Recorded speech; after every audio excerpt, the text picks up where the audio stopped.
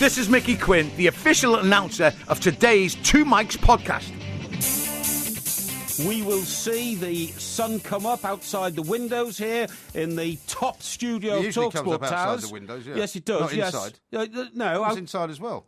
Yes, but the light will flow in through the windows. It will. From the emerging dawn. Yeah. We will see crimson skies over London. We will see the sun suddenly emerging over the horizon and pointing its beautiful golden fingertips towards us as really all right. as we warm towards the best weather yet this year. Well, the only problem with that particular thesis of yours is Yeah. that these windows of ours face west. And as any junior science student will tell you, and this is a funny time to mention this because you're talking about wanting to become a professor Yes. of something or other, the sun rises in the east. Yes, I know the sun So when rises the sun in the rises, east. we won't be looking at it. We'll be seeing the benefit of the sunshine coming down to the west. We won't actually see any crimson sky at all. No, you will. You will. If you look hard enough, you If you will. see that Believe me. sunset. No, believe me. No. Believe me. I've seen these things. I'll tell you something else as well, which you didn't know. But there's a lot of things you don't know, which I do know.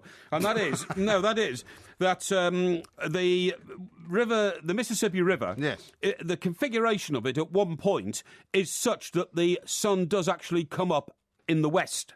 Eh? The configuration of the Mississippi River in the south of the United States of America is such that at one point you can actually geographically say the sun is rising in the west. Well, that must be some kind of optical illusion. No, it's not optical illusion. It's to do with the landmass on Oxbow Lake, the determination of the river formed over thousands of years. But believe me, it's a well-known... No, I don't believe you It's at a all. well-known geographical fact, and if you knew anything about geography, you would already have known that anyway. Well, so there are we can move points. on. For example, there are points on the Thames River, which is a bit closer to home, which people will know more about, where you can sit, for example, in Canary Wharf, and you can point your compass, if you have one, on your phone to south of the river, and it actually points north. Oh, why is that then? Because the river meanders in such a way. This is what I'm saying. Yeah, This but is what that I'm telling doesn't you. mean- yeah, So but it you're doesn't- proving my point. No, it doesn't. It means that it can be In which, South London doesn't necessarily look like North London. In which county in this country does the River Thames originate? In Oxfordshire. I think. No, it's Gloucestershire, you see. Oh, is it? It's Gloucestershire. It's Okay. next to Oxfordshire, you Yeah, see. You're well- foolish again. You don't know Well, your geography. any- That's your any- problem. Any number How of, long you lived here? Any number of these things might be true, but there is nowhere on Earth where the sun rises in the west. I'm telling you, the configuration No, of the I don't land believe you. and the well,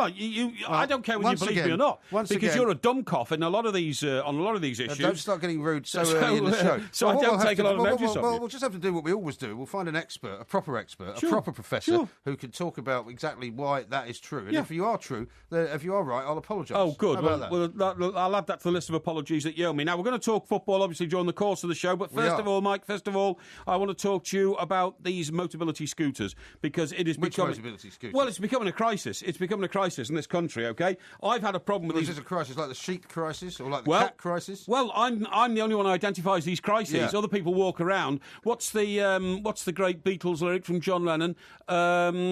Life is... Life is what happens to you when you're busy working overtime. No, it's the other one. It's life is easy when your eyes closed. What is it? Eyes are open. Life I've no is... idea what you're talking no, about. I think it's in Strawberry Fields, and I think it is... Life is so easy when... I'll remember that in a minute. I can't good. remember the lyrics. But talking about lyrics, by the way, I have written a song You're about supposed to you. have written a poem about me or a song. It's not or a poem, something. it's a song. It's song lyrics. We'll have those later in the show. No, I look forward to Life that. is easy when you walk with your eyes closed, or something like that anyway, but I'll get that right in a minute. Now, the point Sounds like some is... kind of monastic chant. Yeah. The point is that I, for some time now, have thought that the people using these Motability scooters abuse them terribly, because... Well, the problem is there's a lot of them given out to people who perhaps don't need to have them. Well, this is the point. I I don't think it's right to say that everybody who has them is abusing them. No. Let's get this absolutely right. For people who are infirm and need a Motability scooter, they're a vital component of their lives, and it is money very wisely spent from the welfare budget. Yeah. But the welfare budget is massive. We know that within the welfare budget there are many, many examples of abuse, and I believe that there are some people abusing it by somehow persuading doctors or maybe health officials or maybe people from, a certain government department to give them a mobility scooter when they don't need Have you one. got any evidence of this? Yes, I've got some evidence. I knew Only you the would other have. day, I knew you would have. I was trying to get into a pub in Surrey next to a station, right? Every one of your stories is about getting into a pub. No, seriously, it took about Well, 4 maybe minutes. you should get one of these Motability It took- scooters. it took You about- get into the pub quicker. No, well, this is the point. This bloke on the pavement demanded priority to get in the pub, so he knocked on the window first, Yeah. and two people inside had to open both doors, Right. and then he had to Did he rev drive in? He drove in. Really? Can they go over like steps and things? I'm not joking. He went up the step and he drove in. So it's like, you know, in the old days, this joke about a horse galloping into the room and all that kind of stuff. It was just like that. Yeah. And then he was You telling... like 4-wheel drive versions of these things. No, it's, I think, one wheel at the front, two at the back. But anyway, he's telling everybody to get out the way, and he goes and he parks right at the end of the bar. Now, this is a crowded bar, so he takes up about 1/4 of the bar where people can't stand and order drinks anymore. But he sits there, and the barmaid gives him a pint, and he drinks it over about the next hour and a half. Unable to walk, in which case that's why he's got the scooter. Well, he got out of his scooter and went off to the bathroom and then came back again. Oh, and that means he's got his own seat in a crowded pub. Yeah. I mean, you know, this is an outrage. Yeah. But anyway... Should he be drinking as well when he's in charge? Well, I've no idea about that. Anyway, you see him on the pavements all the time, and it's not just me getting paranoid. I see this letter in a very respectable national newspaper. The headline on it... Gazette? No. The headline on it is Scooter Hooligans, written by a gentleman from Starbridge in the West Midlands. It says, as a young 74-year-old, I was walking down a narrow town centre footpath when I heard shouting from behind. I turned round just in time to be brushed aside by a chap on a 4-wheeled pavement scooter. I shouted at him. He didn't have the right of way, but he shouted back that I'm disabled. The other day, a similar incident ended with the man jumping off his scooter, running back to me, grabbing me by my shirt and threatening me. Really? Now that, you know... is staggering. And I see, because I'm sure, that's why I asked if they had 4-wheel drive. Some of them do have 4 wheels, They do have 4 wheels. There's sort of smaller ones and quite big ones. Yeah, that's right. Here, on another occasion, I was confronted by 3 scooters being driven abreast by older ladies in a shopping mall tunnel. There was no room to pass. No attempt was made to let me through. I had to walk back. One early morning in Birmingham, watched a young mother hurrying her daughter to school. The little girl was dancing close to shops when a lady on a scooter came round the corner and the little girl ended up on top of her. But it was the mother who was apologising, with the old lady aggrieved and complaining badly about the little girl. Now, you know... There are a lot of them around. You see more and more of them. And also you see them driving on the roads as well. Do you remember that guy who was found on the motorway? Doing about sort of 9 miles an hour. I don't know if he was going down the hard shoulder or the slow lane. Now, we've got to clamp down on this, and there should be a department. And you know, look, There's another government department you're calling for. You were calling for the Department of Life and Death the last time you were here. I'd like some of the welfare money to be used to try and find the shysters who are acquiring these Motability scooters when, in fact, they don't need them. And I've got a plan, Mike. By that you mean people who are not really in need of them. That's right. People who are in need of them should be given them. Because a lot of people, and I know this is another one of your crusades, is about obesity, right? A lot of people get given these things because they are too fat, literally, to walk. They waddle, and they don't like waddling. If they've got to waddle up a hill, they get all breathless. So they get a Motability scooter to take them to the shops. Right. And they've got a little basket on the front where they put all their shopping goods and all that kind of stuff. But they think they rule the world. It's kind of, look, I've got a Motability scooter, therefore I'm a better person than you on 2 feet. You people on 2 feet are worthless. I'm not. I'm a valuable member of society. So get out of my way. Let me get in the pub. That's a bit of a leap, isn't it? Let me do my shopping. What? Isn't that a bit of a leap? I mean, how do you know that that's what they think? Well, I'm sure they think that because they have an arrogance about them, which is, quite frankly, mind-boggling. Yeah. Mind-boggling. I can tell you more about this in a minute. But well, arrogance is a speciality of yours. Perhaps you could be a professor of arrogance, because that would be a great thing for you to be. Well, I've got a thing about professors, which I'm going to tell you about in a minute, because that's another issue I've got to get on to. Now, lots of issues I've got to get sorted out tonight, Mike, because, you know, the problem is I'm not here every night, and you don't pick up on the world issues which need looking after. Well, I am here every night, and I do pick up on the world issues. That's my point. You don't. That's why I'm the voice of sanity and the voice of balance and the voice of somebody who's not a ranting and raving lunatic who fires himself out of Sutton in his smoking Mercedes twice a week to suddenly, wreak havoc on the rest of the world because somehow somebody stopped you getting to the bar for 5 minutes. So why, by general acceptance, have the audience of millions who listen to TalkSport increasing audience of millions? Increasing. Great figures this week. More people listening. Well done. Keep tuning in, folks.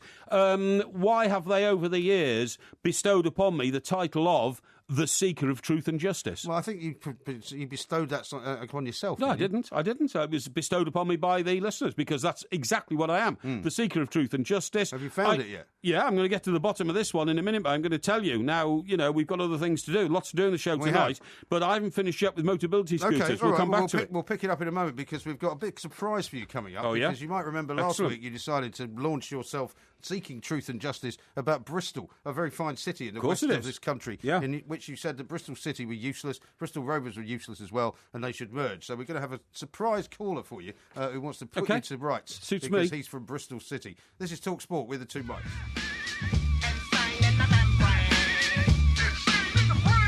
This is Talk Sport Extra Time. I'm Mike Graham. He is Mike Parry. Together we are the two Mikes. There will, as usual, Mike, be a podcast coming out on iTunes a little bit later on. Excellent. And we're having a little trouble getting hold of our Bristol City fan. He's bottled it, you see. Well, I don't know whether he has. Of course he has. I mean, we spoke to him earlier in the day, and he was more than happy to come on to set you straight on what you got wrong about Bristol City. So we'll still try. Don't a little smile dancing over your lips because you're not going to be put to rights about Mike, that's what just you got wrong. That's a smile of satisfaction because my argument about what's gone wrong with football in Bristol was so succinct that it's impossible for anybody to attack it. So this chap from Bristol, who's been boasting all day he's going to come on and sort out the Porkmeister, has actually bottled it because he knows he can't, because I got my facts right. Is that right? Well, let's talk to Sid in Liverpool. Let's talk to who Sid. wants to talk to you about something else. Sid, a very good morning to you. Good morning. How are you, Sid? I'd like to have a go at Mr. Parry. I was the guy in the pub on my mobility scooter when he came in. I want to know. Well, I've got no legs, by the way, although I've got a pair of stumps. I went to the toilet to him when he said I went to the bathroom. I want to know how I'm meant to get about. Well, the thing is, Sid, you see, you're clearly a genuine beneficiary of a Motability scooter, and you're the sort of guy who should be getting more angry than I am about these people Well, hang on, who are going around. You were having a go at this guy who got in your way. I'm getting angry with you, mate. I've got a cattle prod on my scooter, which I stick out and give people a shock if they get in my way. Well, that's a very good idea, Sid, and I think that you make your presence known in society if people are not responding to the fact that you need help. But let's face it, Sid, there's plenty of people around in Motability scooters who actually are the pensioner equivalent of scooter boys. Mine's a BMW, by the way, Mike. It's a BMW, my scooter, and I go on the motorway with it as well. Well, listen, mate, you've clearly got the system cracked. It's good of you to ring in, Sid. Thanks very much indeed. But you're not the sort of guy I'm focusing upon. No, I don't actually think Sid was the guy in the pub. No, I don't think he was, now considering he lives in Liverpool. Funny enough, Sorry. somebody's actually tweeted, which I'm retweeting out, a picture of somebody who's actually been caught on the motorway, because there are quite a lot of these guys out and about on motoways. But tell me what your plan is for this. Well, the plan is this, right? I think that the Department of Work and Pensions and all that kind of stuff. They're always saying that there's an action line where if you think your neighbour is claiming benefits and working and therefore cheating the system, you can ring up and report them. Yeah. Well, I think we should have a similar system for these guys on Motability scooters. Now, for instance, we should all see somebody on a Motability scooter and maybe follow them for 10 minutes, okay? Follow them for 10 minutes. Isn't that illegal? No. This is being a good citizen, and they've got stalking laws against things like that. It's not stalking at all. What I'm saying is, we all have. How phones. are you going to follow them? Well, I'm just about to tell you. We all have phones these days with cameras in, right? Yeah. So I think we should follow them. Follow them on foot, is what you're saying? Yeah, exactly. Follow them on foot because they don't go more than about 4 miles an hour, and that's my walking pace. You know, I walk between 4 and 5 miles an hour. Following them behind what sort of distance would you be behind them? I don't know. Within eyesight, obviously, within eyesight. Now, if you then saw them filming them. No, not yet. You wouldn't be filming them because they're innocent. But when you saw them transgressing the terms of ownership of a Motability scooter... Which are what, by the way? Leaping out of the Motability scooter, going into shops, buying booze, coming back out, putting the booze in nobody says that if you've got a Motability scooter, you're not allowed to get off it. Well, otherwise you have to go to bed with it. Yeah, but if they get off it and they look very able-bodied, and they're a bit overweight, then you know that they could be trying it on. But anyway, this is the plan. But you don't know that, though, because they might have some kind of ailment. I know that. They might have some ailment that you don't know about. I know that, and if you just listen, I'll tell you exactly what the plan is, right? Okay. So then, when you see them leaping off and leaping back on, you take a few pictures on your camera.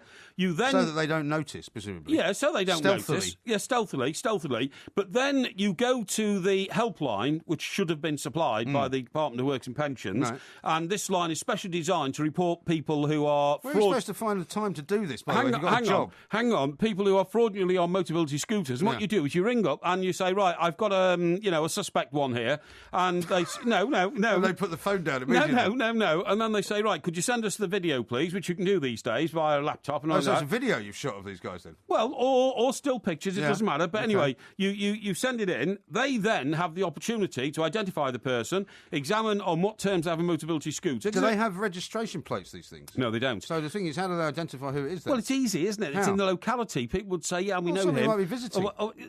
This plan is a complete and utter pile of nonsense, like all your plans. No, presumably it's a record. Presumably it's a record of people. There is a record record in every town hall of people who've been given Motability scooters. Anyway, no, but how do you identify it if it hasn't got a registration plate? because you see the face of the person sitting in it, you fool. Anyway, let me just finish, right? And then what you do is you. I'm not sure I want to hear you finish. No. Because you're going to have some. I mean, the last time No. you started coming up with one of your plans, No. you wanted people to be put to death at the No. age of 75. What you do then is, and I've thought this one through, and Oh, it's, really? it's old-fashioned, Doesn't sound like it. but it's good. They then go out, follow the guy. If they think it's suspect, they think, right, this guy... So the government now needs to employ people to follow people around on Motability scooters as well. The government wastes so much on welfare that it would be a very good investment to Really? try and cut the welfare think so? bill. So then they go and follow the guy, and what this would be the acid test, okay? The acid test is... There's acid involved. Yeah, no, there's no acid. That's an expression to Right. say this is the crux of the matter. I'm glad to hear that. What you'd do is you'd wait until the person parked and then Yeah. you'd walk past them nonchalantly as if you're a citizen and Yeah. you'd point at the back wheel and say, "Hey, mate, your scooter's on fire." Now, if they suddenly leapt What? out... No, if they then suddenly leapt out of their seat and looked able-bodied and started running away, So you'd you're realise... saying that this should be something that the government should employ people to do? Well, why not? Trying to spook people who might actually be genuinely disabled? All I'm saying... No. They might be, because they might get it wrong. No, the genuinely disabled we've already accounted for. That's Okay. not a problem. These are the people who So are they're the gonna be left fraudulents. alone? Of course they're going to be left alone. If people genuinely need a Motability scooter and they're deserving of it, then I fully support their right to have one, and of course it makes their life easier. I'm talking about the frauds, and the fraudulent ones should be tested, and the best test is to suddenly give them a shock, which would mean if they were able-bodied, they would leap off their scooter and run away because they think, How I'm going long to have get you burned. spent putting this plan together then? About 5 minutes. It's been formulating for the last few days, ever since I had It's the problem. unbelievable. Why is It's it unbelievable? Well, there are Will so you many think of a holes better in it. plan? Can you well, think? I can think of a lot of a better plan. Well, go on then, give me one. First of all, they should have a much more stringent test for people to be given one of these Isn't that what things I've just said? in the first place. No, that's not. You Yes, said it that is. people should go around following them about and then making them spooked and jumping off the scooter Well- in case there's something wrong with them. Surely the point is also you can buy these things. I mean, not everybody who's driving on one of these has been awarded it by the council. You can actually buy them. They cost about $2 or $3 grand. Of course you can. So, I mean, if you want to buy one and ride around on it, it's Yeah. not really anybody's business. I mean, you could follow Exactly. somebody around, Epsom town, send a picture of them off to the, the Department of Stealth and Social Insecurity. Yeah. And then it turns out that actually they didn't get given Good, one for that's free. fine. That's fine, but at least it's Well, no, checked but out. How At much least time you, is then going to be wasted by these people? at least you know public money is not being used to. No, public money's being used to chase a help load of these shadows. to help these people acquire. How much do they cost these scooters? £4,000. Some of them, I think it's souped up versions, are about Exactly. £5 grand. Oh, yeah, about £5 grand. I think it's a ridiculous So idea. so And five, it tells £5 me grand of public exactly, money. It tells me exactly why. Your earlier conversation with me, in which you said that you're thinking about becoming professor, tells me exactly why it could never happen. Of course, it could happen, and the reason that can happen is because I'm aware of the case that happened this week. Do you remember it? It's a woman professor, right? Now, this woman professor, she works at the University of Roehampton. Yeah. And I've heard of the University of Cambridge and Oxford and Durham and Liverpool. You've never heard of the and- University of Roehampton? Well, not much. It's one of those polytechnic cum universities. Well, isn't there it? you go. Anyway, so this lady is called Professor Jennifer Coates, okay? Yeah. And she goes into a class and she's announced as a Professor Jennifer Coates, and then the pupils from then on call her Miss. Yeah. Now, she got terribly upset about this and said it's demeaning for a professor to be called Miss. I don't know what she wanted to Why? be called. I don't know. Well, she wants to be called professor, presumably. Well, there's an argument within the academic world that all senior academics should be called Sir. So that means Well, she you can't would- call her that, Well, can you? exactly. That's what I'm saying. I mean, does she want to be called Sir when she's actually a female and Sir applies to the How male about Ms? gender? Would she be all right with that? Well, apparently not. Apparently, she says the best thing is to be called by her Christian name. But if you call a teacher by a Christian name, then you've completely lost the barrier between the teacher and the taught, haven't Yes. you? Completely, and it demeans the whole thing. It's mad. But the point is, what made me think about this and this very silly situation in which what were the pupils supposed to say? Prof. Well, normally Yes, if prof, you're in no school, prof, they call, ho, they, prof. call, they call their female teachers Miss and, Of course and, they do. and Sir, don't they? Of course they do. They have done for ages. But it made me think about the wider implications of this, Mike, and that is that, do you remember we had a couple of colleagues in Fleet Street who were nothing more than like Fleet Street editors Yeah. who now suddenly are referred to as professors. They become professors of journalism. Of journalism. How do you become a professor? I think you just have to sit in front of a classroom for a while. I mean, how do you become a professor? And if it's that easy, why can't we become professors? Well, and then people will treat us with great more respect in society. There's a good reason why you can't become a professor. You might remember just before you came on, Tom Cannon, who is a professor of the University of Liverpool. An outstanding man, I know him well. He had some advice for you. He's a great communicator. Everybody I deal with on TalkSport are great communicators, and communication is a very important attribute of becoming a professor. The second thing that you have to be able to do is actually engage with young people, and TalkSport's great at engaging with young people. I mean, you look at the age profile of your audience, and then it seems to me the other thing that you have to do, basically, however, is knuckle down to research. I mean, that's what a professor is tested on. It's the papers that I've written, the books that I've written, the research that I've done, the work that I've been doing, basically grinding through the data, the kind that we've been talking about today that came out from Manchester United yesterday, grinding through the data, doing the detailed analysis. It's that knuckling down which is the difficult bit. See, that's a proper professor talking there. Now, well, he's I know talking Tom about very doing well. Research. He's fond of you because you're a fellow Evertonian. Yeah. The bottom line is, though, all of those things he's just described are exactly the things that you don't do. No, you rubbish, don't research, I do. You don't read anything. I certainly you haven't do. written any books. It's all a complete nonsense. Excuse me, 4 best-selling books, right? Research all the time. We'll talk about this in a moment. Research all the time, reading avidly every day, 10 times what you read, OK? And I'm telling you, man, I don't know what else you can do to become a professor of research, but these professors of journalism, I mean, 1 minute they're the editor of a national newspaper, which is losing hundreds of thousands of copies in circulation, and the next they're a professor of journalism. I just don't get it. I know. There's a lot you don't get.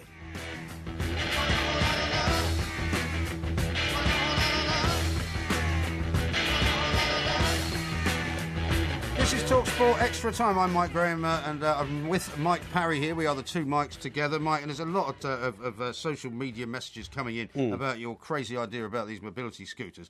So we'll just get those out of the way first. Mark says this: the most insane brainstorm yet, even more insane than the sun rising in the west. And I've got some information for you on the sun rising in the west, by the way, because on the Mississippi in New Orleans, the West Bank, as it was described to you, is not actually a geographical location, and it is not on the west of the river. Therefore, when the sun rises, it actually does rise over the West Bank. It's something that's called the West Bank. Thank you. What do you mean, thank you? Well, I've just been explaining that wrong. to you, and you've been dismissing it. The sun rises on the west bank of the Mississippi, but the doesn't West it? Bank is not geographically on the west side of the Mississippi. So why is it called the West Bank? I've no idea why it's called that. Well, you better find that out then before you start trying to deride me and my arguments. But the sun, everybody knows the sun only rises in the east. Well, It's I'm not, sorry, but I'm told... in your world. Yeah, but you now accept that the sun does rise over the west bank of the Mississippi. No.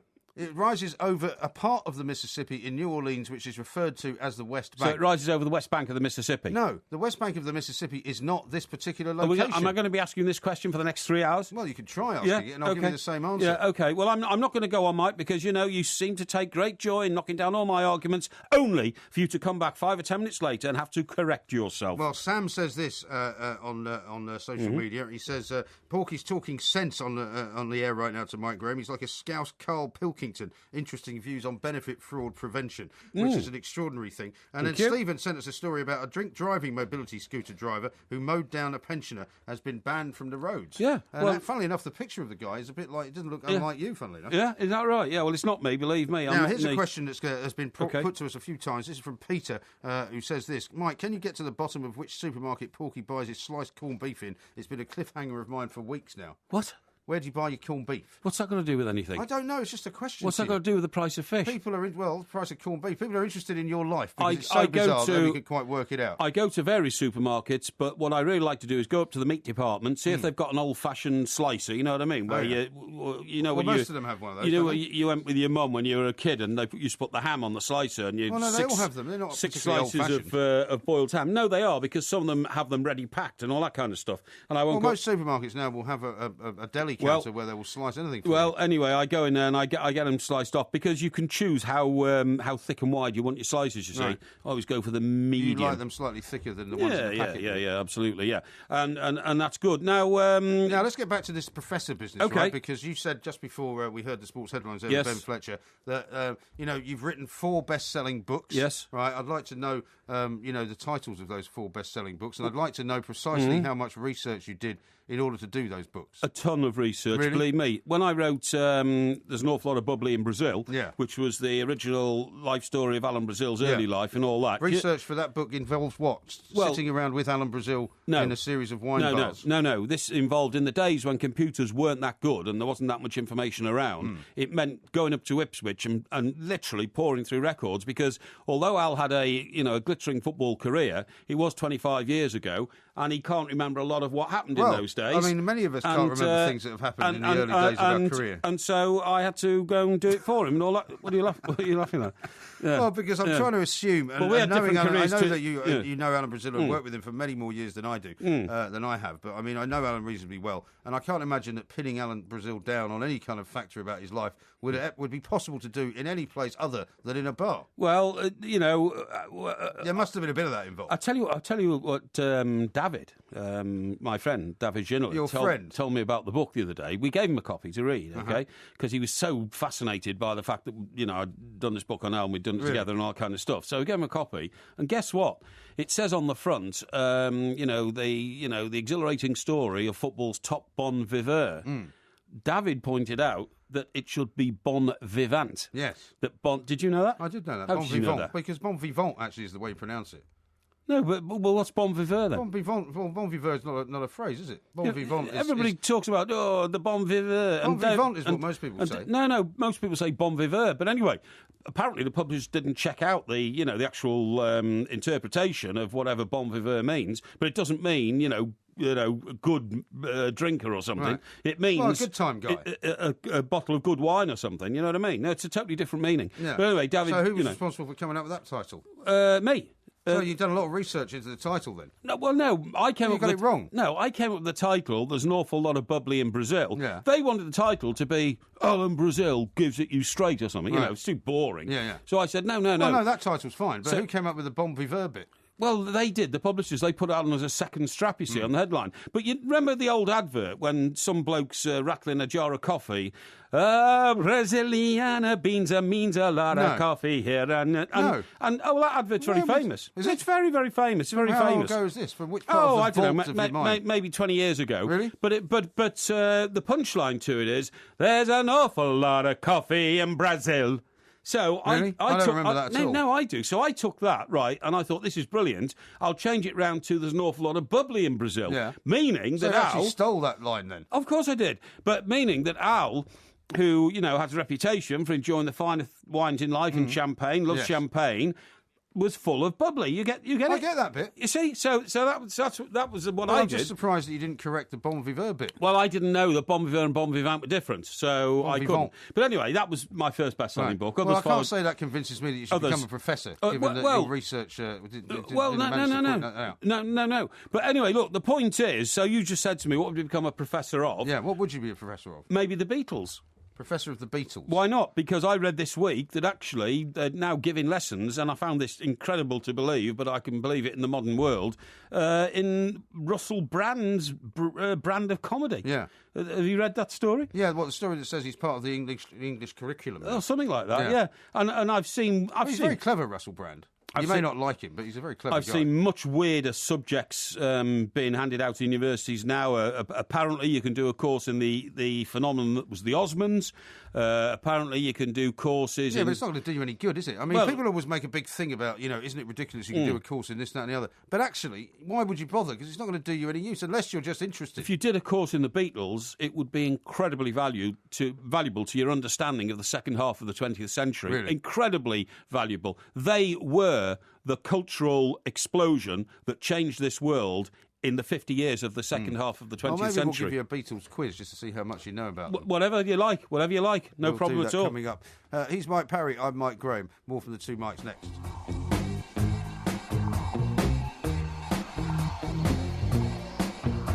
Talk about sleep now, because Dr. Nathaniel Watson, who's waiting on the line here, serves on the board of directors for the American Academy of Sleep Medicine. Yeah. Maybe you could become a professor of that. He's also the co-director of the Sleep Centre at the University of Washington. The reason we're talking to him is because earlier on this week there was a study that came out from Russell Foster at Oxford University, basically saying that we've all become very arrogant about sleep. We all think we could do without it. Yeah. Now, you're someone who doesn't really have an awful lot of sleep. No, I Even don't. before you started doing this stuff with me on the overnight show. No, I don't, no. You're somebody that was was always awake. I mean, you're up at 5 in the morning feeding the ducks. 4:30. You're working throughout the course of the day. Yeah. You don't seem to... You're a bit like Margaret Thatcher, who used to say that sleep was for wimps, and she used to get by on 4 hours a night. Yes, that's right. Well, it's not just that. It's just that I have regulated my body clock to be different to most people's. So how much sleep at night do you get, would you say? Well, not necessarily. I'd say 24 about hours. 6 hours. About 6 hours. Okay. If I go to bed about 10:30 and get up at 4:30, I feel as fresh as a daisy all day. Okay. Providing I haven't been imbibing alcohol, which is something, of course, I watch very, very carefully. Yeah, a lot of people watch it very, very carefully as well, because you're usually in the pub. Let's talk to Dr. Watson Yes. and find out what he's got to say. Dr. Watson, a very good morning to you. Good morning to you. I think it's a little bit ironic that we're talking about sleep with a show that's on around 3 in the morning here. It is, It is, is. I know. And I know it's not quite so late where you are, but that's one of the things I wanted to talk to you about, because a lot of people listening to this show obviously work during the night. Some people wake up because they've got insomnia during the night. Other people are getting up to do an early job at sort of 4 or 5 in the morning, shift work and that kind of thing. And so most of the people that we are now being sort of broadcast to have got some kind of disruptive sleep pattern, because for me, I've been doing this now for 3 or 4 years, and, you know, sleeping during the day is never quite the same. No, it's not. And we know that about 20% of people are working at hours outside of your typical kind of 9 to 5 job. So shift work is a big problem. It affects sleep substantially. It's really bad for your health in many ways. I mean, it shortens sleep duration, and it's associated with cardiovascular disease and cancer and things like that. You know, when we think about sleep, there's 3 things that you need to have in order for it to be optimized. One is an adequate duration, which we consider to be about 7 to 9 hours a night. The other would be circadian timing of it, such that you're sleeping when it's dark out and you're awake when it's light out. And then the last is that you don't have any sleep disorders like sleep apnea that are disrupting your sleep. Doc, one of the biggest problems in society... Doc? Yes. Can I call you Doc? Yes, I can. Can I call you Doc, Doctor? Yes, sir. Thank you, Doc. Yes, they say my friend here doesn't know how to address professional men like yourself. No, what I was going to say, Doc, is that one of the biggest problems we have in society, and this originated in America, and I'm talking about the era of the motor car, are people falling asleep while they're driving because roads are so boring, because they're long and they don't have enough distractions on them to keep people awake. And yet... Hang on, sorry. Where are you going with this? Excuse me. And yet, Doctor, we do hardly anything to try and counter tiredness behind the wheel of a vehicle, where we crack down immensely on people taking drugs and drink, of course, when they're driving. We don't do anything to try and combat the very real problem of tiredness and people falling to sleep when they're in charge of a vehicle. Yeah, you know, I sense your outrage, and I share it with you. About 16.5% of all fatal motor vehicle accidents involve a drowsy driver. Absolutely. There's about 1,500 fatalities a year in the United States related to drowsy driving. So this is a big problem. You know, it's something that you know, we need to increase awareness of, and you know, there are things that have been done, such as placing rumble strips on the outside of highways and things like that have been effective, but certainly more can be done to address this problem. Couldn't That's true. Sorry, mate. No, I just want to finish this with the doctor. Couldn't we be a bit more radical, Doctor? Couldn't we have, for instance, a seat that gave you a mild electric shock about every 2 minutes? Or what are you laughing at? I can't give you a mild electric Why not? shock. To keep you awake when you're behind the wheel? Yeah, I mean, you know, there are there's technology out there that's wearable that can indicate when your head is bobbing and make a noise in order to wake you up. Sure.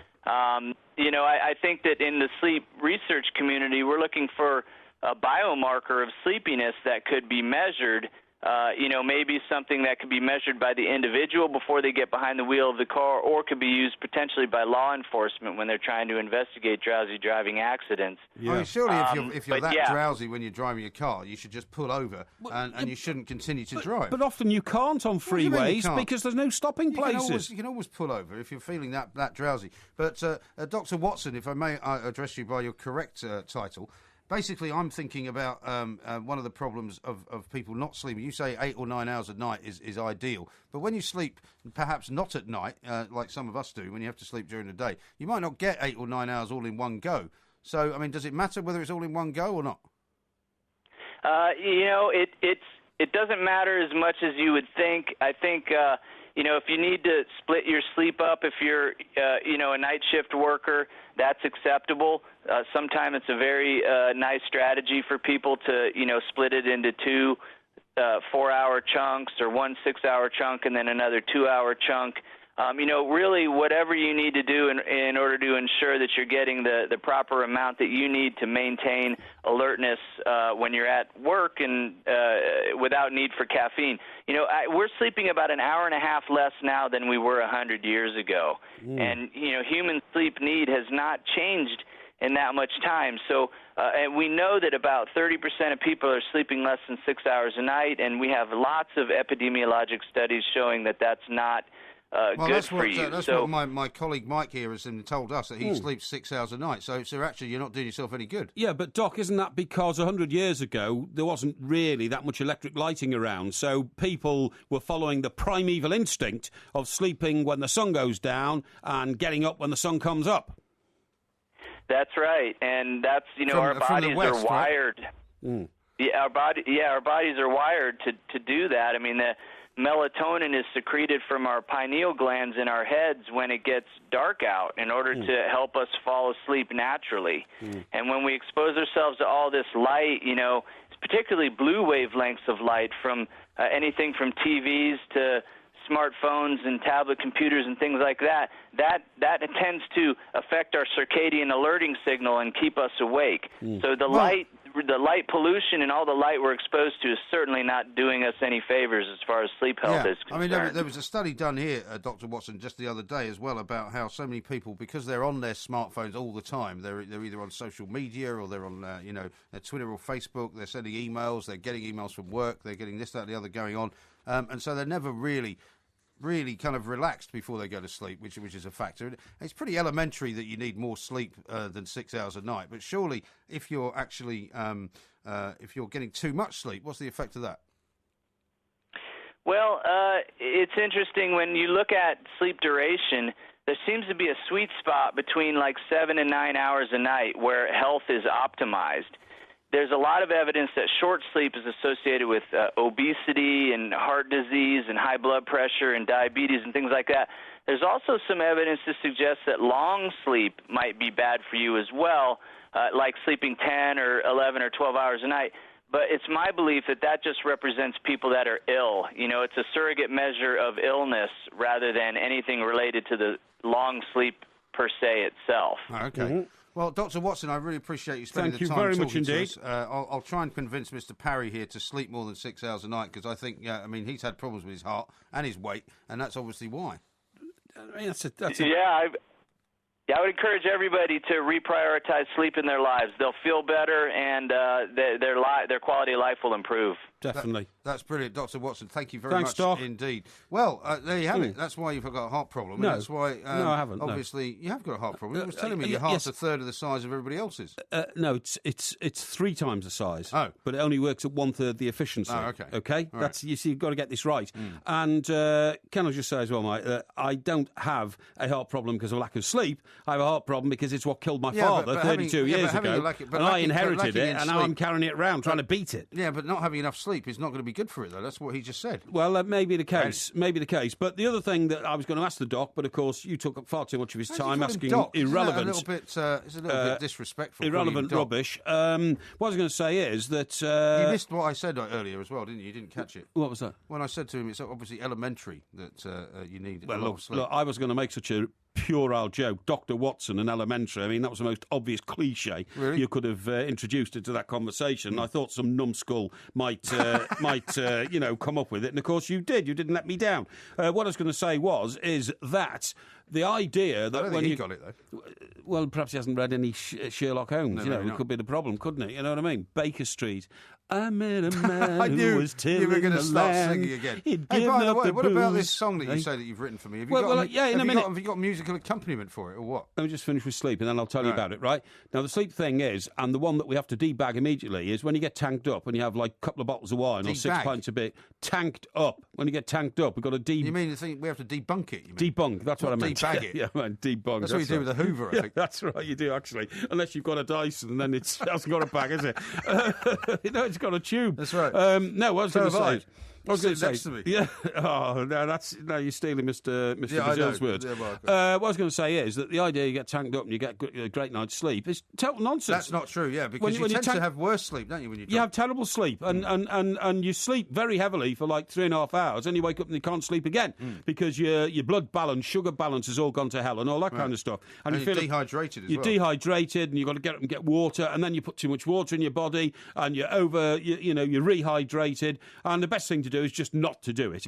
But I mean, you've spent so many years doing it now; it perhaps doesn't have an effect on you anymore. Well, I don't actually, know. no. I mean, the funny thing is that because of the hours that I work, I mean, Yes. I have my social life is practically nil now, right? Right. I don't go out. I can't go out drinking before I come to work. Well, I should hope not. when But I I'm- mean, when I'm- from when some I'm- of the absolute garbage you talk sometimes, I suspect that you have been out drinking before Well, you come I mean, on I'm air. afraid that you're the one who receives most of the tweets and messages when I'm sitting here reading them, saying, "Are you sure Mike Parry's not drunk coming out with some of these ideas?" But no, the point is that and then at the weekend, I'm with the kids most of the time. So I Yes. mean, if I have a bottle of wine over the course of an entire evening and I go to bed, completely sober, that's about it, really. I mean, the days of when you and I used to kind of go out drinking for hours and hours and hours and hours, and it started at some point in the afternoon and finished up sometime in the early hours of the next morning. Of course, I that just never don't happens do now, does anymore. it? No. We didn't do it at Christmas, did we? When we went and had a Christmas lunch. No, we didn't, We didn't actually. do it when we went to Spurs, did no, we? we didn't. And we spent all day We with went our to Spurs. friends. I was home by 9 o'clock. Yeah, but it started at 12:30, lunchtime. Well, I started at 10 o'clock, actually. Yeah, it did start at 10 o'clock, actually, at Liverpool Yeah, Street but Station, see, didn't it? but by our old standards, that's not very long. I mean, that's only 10 hours. Oh, that's true. I mean, I remember we used to go to Costello's, and it would start at, say, midday, because it was Yeah. 5 o'clock in London. Yeah, sure. And I'd still be drinking at 4 o'clock the following morning. That's disgraceful. How you can actually admit to that? Look, I've written this song for you because I've got some great news for you. I complained about the Eurovision Song Contest. You certainly did. I've made the first moves, and they are very, very positive moves, to get involved in the next Eurovision Song Contest. Right. And I've started by writing some lyrics for a song that Yeah, but could are you be going to about put you. them to music? I don't want you reading them to me in a really boring way. I am in touch, and I can't say too much at this stage, but I'll keep our listeners informed. I'm in Right. touch with somebody at the very highest echelons of the music industry. Really? And we've got a plan. Yeah. All right, but I'm talking about if you're going to sing it to me or you're going to recite it No, to me. these are just the lyrics. I haven't got round to. Well, so maybe you shouldn't do it yet then. Maybe we should No, wait no, until no, you've no, got no, some music. no. The lyrics. This won't be the song, but this is an example of my lyric writing ability. So you could read it as a kind of a poem or something like that. I'll read the lyrics to you. Okay.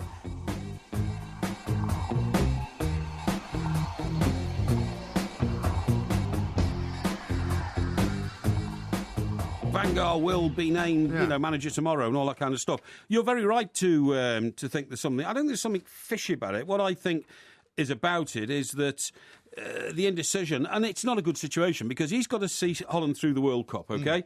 And they said, they're going to, what do they say? They're now going to hold on to the announcement until he gets a day off from looking after Holland. Well, as somebody pointed out when I was listening earlier on the way in, that only means that that's going to refocus everything about what the Holland national team are doing if their manager is more concerned about Manchester United. I mean, some fans, United fans, were saying to me earlier, well, Yeah. of course, he's got this big game coming up at the weekend. Well, he's got a friendly coming up at the weekend. mm. He's got the World Cup coming up in 27 days. I mean, Yeah. he's not going to have very many free days, is he? I'll tell you what I think it's all about. I think it's all about the backroom staff, right? Because Yeah. we saw the pictures yesterday, which were very atmospheric of Ryan Giggs. Thanks for reminding me. Yeah. Ryan Giggs coming out of a hotel looking incredibly sort of not concerned, but very, very deep in thought. It wasn't like he was coming out there. He must have seen the photographers. They were all Well, standing apparently there. he wasn't happy that the photographers were there, and you know as well Yeah, as I do, yeah. that photographers only find stuff like that going on if they've been tipped off. Yeah, absolutely. Now, it seems to me that Van Gaal is playing one side off against the other here. Well, that may- and somebody's telling the press where all this stuff is going on. That may be the case. It seems strange that they went to a sort of fairly remote hotel and everybody, all the snappers are standing outside taking pictures. But the point is, Giggs came out and it wasn't like he stood there and smiled and said, "Yeah, things are going well, thanks very much." He had a look of concern on his face. Now, He did. could that be because we're getting reports now, but nobody's speaking in definitive statements. It's all sources and all that. Sources saying that Ryan Giggs now will be offered the deputy's job, right?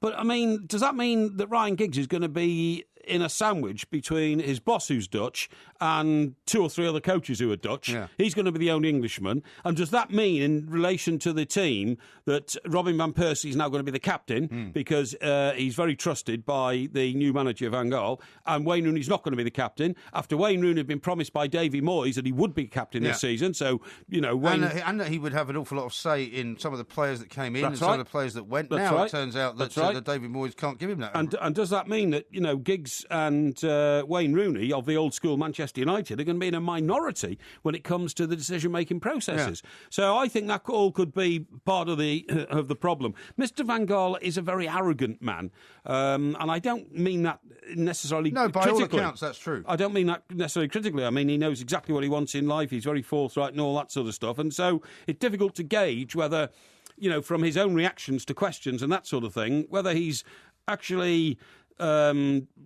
what's the word I'm looking? You know, just roughing it out because it's not going as quickly and as straightforward as he wanted it to be, or whether he's right on top of things and he wants to get them all right before he signs a bit of paper. Yeah, or whether there are, as he has hinted at, apparently, or his camp have hinted at, there are other possibilities on the horizon. Because don't forget, Barcelona are still probably looking for a new manager. It looks like Luis Enrique might get that. Arsenal might be looking for a new manager if they lose the FA Cup final. You know, Spurs are, of course, still looking for a new manager, even though it might be Mr. Pochettino. And then the Guardian's got this story saying Van Gaal hands United list of targets before going Dutch, saying that basically he's already told them what players he wants. Yeah. Now, what if they can't get those players? Well, yeah, I mean, they didn't have much success last summer, did they, trying to get players? When Davy Moyes came in, maybe the players will be more attracted to working at a team controlled by Louis van Gaal, who...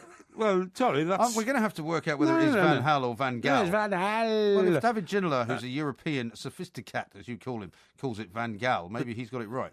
David en français. Huh? Yeah. Huh? Okay. Huh? Huh? David en Let's français. talk to Michael, who's a Spurs Let's do fan, that. because obviously the whole Spurs situation is still up in the air. It's going to cost them apparently something like 9 to 12 million to get Pochettino in. Let's see what he wants to say about Daniel Levy. Michael, very good morning to you. I thought I'd throw back at you the 2 mics. Morning to you about Clive Allen's remarks about Levy being a businessman and not a football man. Well, he is a good businessman, that's true. Well, is he? Is Mr. Levy a good businessman? Well, he does good business for Spurs. They're not in debt. They're not in a bad place. They make plenty of money. But he's appointed something like 9 managers since he's been there. He spent £107 million last summer, which has not shown a huge return. He spent about $4 million, actually, because he was all accounted for by the sale of Gareth Bale. Well, OK, but he's the money they got from Gareth Bale went out again and hasn't had a huge productive return. But anyway, Michael, are you happy with Mr. Levy? I would say in an ideal world, I would have liked Tim Sherwood to continue. I agree with you. Good man, Tim Sherwood. Spoke his mind. By the way, did you hear Danny Kelly called him Steve the other day on the Sports Breakfast? I know he did, yeah. So that's all spreading, that kind of corky madness. Shocking. Yeah, but he's not staying, Michael, so it's going to be Pochettino possibly, or in my theory, maybe Van Gaal. I would like a manager who, when he speaks on television, speaks, even if it's difficult, speaks in English to the questions. Yeah. And it does give you a bit of thinking time, I suppose, as it's being translated, and then he comes back at us. But anyway, having said that, I think Pochettino's probably got a good sense of humour. I think there was one match where Southampton were doing okay but didn't win the game or something, and he said words to the effect of, well, you are allowed to score goals, you know. He was talking about his team, or you know, or you are allowed to tackle in this game. You know, it's quite funny. The language thing is vital, Michael, and Mr. Levy seems to have a preponderance. You called him this on the breakfast show, Levy. It's Levy. He has a preponderance for wanting to appoint foreign coaches, and when he gets a good English coach like Harry Redknapp or Martin Jol, Jol wasn't English. I know he's Dutch, but he's very anglicised. He's very No, he's how is he anglicised? No, he's part English because he's been here for so long. And the point is, Michael, that doesn't seem exotic enough for Mr. Levy, who it's not Levy. who wants to become a stellar European club without actually doing anything in Europe. Well, you know, I would think if I don't have a season ticket or I don't regularly go to the game. I see a lot of it on television, but I would say Mike Perry's right. Watching Spurs can be a levy. It can be a levy. You're absolutely right, Michael. Yeah. Very good. I like to see what you did there. Yeah. But I'm sorry, a levy is not the name that is not the name that way you pronounce it. It's levy. A levy is the thing that burst in New Orleans when they had the flood in Hurricane Katrina. It's also a word in a very famous pop song. When the levee breaks by Led Zeppelin. No. When the levee breaks by Led Zeppelin. I drove my Chevy to the levee, but the levee was dry. Yeah, well, I prefer When the Levee Breaks And by Led good Zeppelin. old boys are drinking whiskey and rye, singing "This will be the day that I die." Now, what's that? It's American Pie by Oh, Don of course McLean. it is. Don McLean, one of the greatest singles ever made, okay? Yeah. Now, Well, a I couple of, know all right. that you're This is in not a love singing, with him. You know, this is not like a singing audition for you, this show. You come on here so that you can talk, not Saw sing. you Wayne of dancing Stoke has in the texted gym. in to 81089. Since when did Ryan Giggs become English? And also Natch has sent that in as well. So you must have said that Ryan Giggs No, was I English. didn't. I said he's part of old school Manchester United, and I deliberately didn't say he was English because, of course, although he played for English schoolboys, although he sounds English, although he's brought up in Greater Manchester all of his life, and only occasionally goes to Wales to play for the Welsh national team, he is, of course, Welsh. He is, of course. James has sent this in on social media at TS Extra Time. Suggestion for Mr. Parry. How about you could become the Welsh Professor of Nonsense? Another one from Ronnie who Bit says, harsh. Mike, I think Porky should be Professor of Gibberish. Oh, well, that's you see, that's glib and bland and rather nonsensical. And Diane says this: it can cost up to 60 grand to get your doctorate in about 10 years. I think Mike Parry does not realise the work involved in becoming a professor. Well, hang on. What's the lady's name? Diane. Diane, can I just say this to you, if you're listening, please? She's obviously listening. She sent a tweet in. Okay. We have colleagues in Fleet Street who were editors of newspapers. The two that I'm thinking about both work for papers which have, failed since, but all newspapers have failed in the recent 10 or 12 years. Ever because since you and I stopped working for them, since we stopped working for them, because circulations are going down in the multi-modern world of communications. But what I'm saying is, they would call themselves professors 2 years after leaving newspapers and taking part-time jobs as lecturers in media I think schools. they get appointed as lecturers and then they get made into professors just because the people that employ them like to call them I can that. tell you something. One particular colleague of ours who's in a university here in London certainly didn't spend 10 years at it and certainly didn't spend 60 grand acquiring information. If he did, then I'm afraid he wasted his 60 grand. Right, now we've got more to talk about coming up. Kevin says this, did Mike Parry just say his heart functions at a third of its efficiency? I'm sure he meant to say that was his brain. No, that's my heart. My brain compensates. When one of the organs in your body goes... I'm not asking you to answer this. Have you look at the time? Have you lost all concept of time? When an organ in your body goes, the other organs work harder to try and make up the difference. Really? Well, I wonder which one of your organs has gone. This is TalkSport Extra Time. More from the two mics next. There's a starman waiting in the sky. He'd like to come and meet us, but he thinks he'd blow our minds. There's a starman waiting in the sky. There is a starman waiting for us, funnily enough, Mr. Mike Parry. Do you know who that song is by? David Bowie. During his Ziggy Stardust.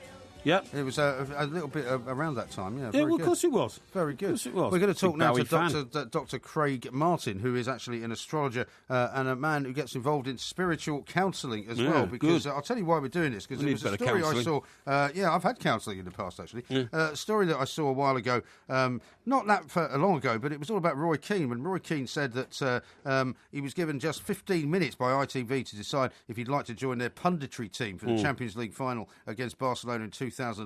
And he said this to the Irish Independent. He consulted the stars for his answer. And the horoscope basically told him to stop saying no to things. And also said something about it was a good day to try something new. So, I mean, you wonder whether there's a lot of footballers who get involved in the stars. I don't know whether you have. We'll talk to you about it in a minute. But let's talk to Dr. Martin and see what he's got for us. Dr. Martin, a very good morning to you. Good morning to you. Thank you very much for joining us. There's another story I've got here that the former coach of the French national squad, Raymond Domenech, who had a penchant for astrology, and he saw Scorpio as a negative aspect when he picks his side. And apparently, before the World Cup in Germany in 2004, he decided that he had a problem with a player called Robert Pires because he was a Scorpio, and he preferred to have Leos playing for him. Yeah, I can understand that. I mean, there's a whole thing about compatibility with astrology and the way that different people match up, or the way that they get along or don't get along. Mm-hmm. And as far as when people put themselves together in a huge mix, I mean, some people obviously believe in the sort of the astrology as a guide to how you go, and a lot of people just go, well, if it's horoscopes, does it really mean anything? Well, there's a little bit more to astrology and really looking at someone's chart than the horoscopes. The horoscopes are a little bit more just entertainment value, but I think if you're looking at people more from a chart-based, an astrological chart-based perspective, you're going to get a more in-depth view of personality characteristics and who you may or may not get along with. It's all about harmonics, whether there's a good chemistry, whether there's a good blend there or not. Now, Doc, I'm so glad that you've just... You've got him Doc as well. Sorry, Doctor, do you mind me calling you Doc? No, it's all good. It's all good. I wanted to say I Thanks. love that Bowie entry. That Bowie entry was awesome. Well, you liked it. It was good, wasn't it? Yeah, old David Bowie, absolute star. Now, Doc, what I was going to say is that I'm glad you just touched upon the things you read in newspapers, whatever you want to call them. I mean, they can't be horoscopes. Horoscopes. That's what everybody calls yeah. them. I mean, they can't possibly be scientifically based, and are they largely written so that you can interpret them 73 different ways to match the life and the happenings and the ambitions of everybody who reads them? Yeah, pretty much they are, and they're written for entertainment purposes, which is a little bit different than what I do in my personal practice. Of course. Right. But I'll tell you something that's always interested me, Dr. Martin. Would you like the doctor to finish the previous answer to the previous question? Sorry, had you not finished, Dr. Martin? No, I'm good. Okay. Yeah, I think he had finished. It's all right. Okay. I worked with a guy who was born on exactly the same day as me, different year, obviously, but he shared a birthday with me, and we could not have been more different, right? And I always wondered, if we were looking at a horoscope, then the advice was the same. Presumably, there is a difference. Just because you're a Leo, just because you're born on a particular date in August, you're not going to be the same as everybody else who's born on that date. Correct. So how does that work? Correct. From an astrological perspective, the only person that you would be very much alike would be the person who was born in the same place at the same time as you. Not only just the same day, but the same minute in the same location. Because when we do astrological charts, we look at the location where you're born and the minute, the time of birth. Okay. So my kids and where they were born, I mean, if they were born in a hospital and there were 7 other kids born that day, they could be similar. Yeah. They'd have to be born even really, though, within the same minute. Okay. So even the hour changes, things like the rising sign, which is, which sign is rising on the eastern horizon, and that's changing all the time. Mm-hmm. So it never rises in the west, does it? Because we were talking about, Mike here was telling me about how there's a part of the Mississippi River where the sun rises in the west. It's the West Bank thing, which he was getting confused about. Yeah, well, I do get confused. Doc, I want to ask you about one of the main contentious issues of planets and the stars and all this kind of stuff, because I had an old aunt when I was a kid, and I'm not joking, whenever the full moon was out, she would be at the window baying like a dog, I mean, it really disturbed her terribly, and I don't know whether it was because... she sectioned later after that, Well, funny enough, she was married to a psychiatrist. I don't know if that was relevant at all, but the point I'm making is I'm not sure whether she'd read so much about the full moons that she suddenly became, disturbed, or whether there is some scientific evidence that the draw of a full moon can disturb people's brainwaves. It can. I think it can disturb some people. There was a beautiful full moon yesterday, and tonight also. Yeah, quite beautiful. And that full moon is in Scorpio, because the sun right now is in Taurus, so the full moon is in Scorpio. And I think it has a tendency to make people a little, almost a little hostile. Yeah, a little aggressive, a little snarky. A little sarcastic. Yeah? Really? Yeah, well, Mike Parry is like that most of the time. He's a Capricorn. That's a bit harsh. Dr. Martin. I was going to ask you what kind of person could... I mean, can you deduce... If I just say to you that Mike Parry is a Capricorn and you know roughly when he was born, can you tell us... Can you give us a kind of character reference? Yeah, well, sure. And you can say a little bit about just someone's sun sign. You know, that's sun sign. When you say someone's a Capricorn, it means the sun was in front of Capricorn when you were born. So the astrology is based on something that's from astronomy. So when we have a birthday around Christmas time or January, and that's Capricorn time, the sun is in front of the stars, the constellation Capricorn. So, Mike, are you born in December or January? December 29. December 29. Yeah. Great.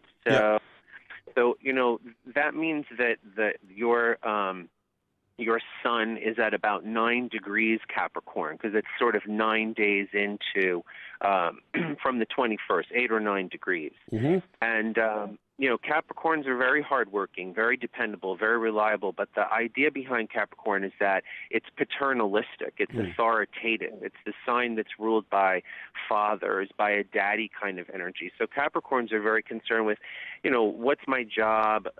What's my reputation because of that job? How am I coming across to people?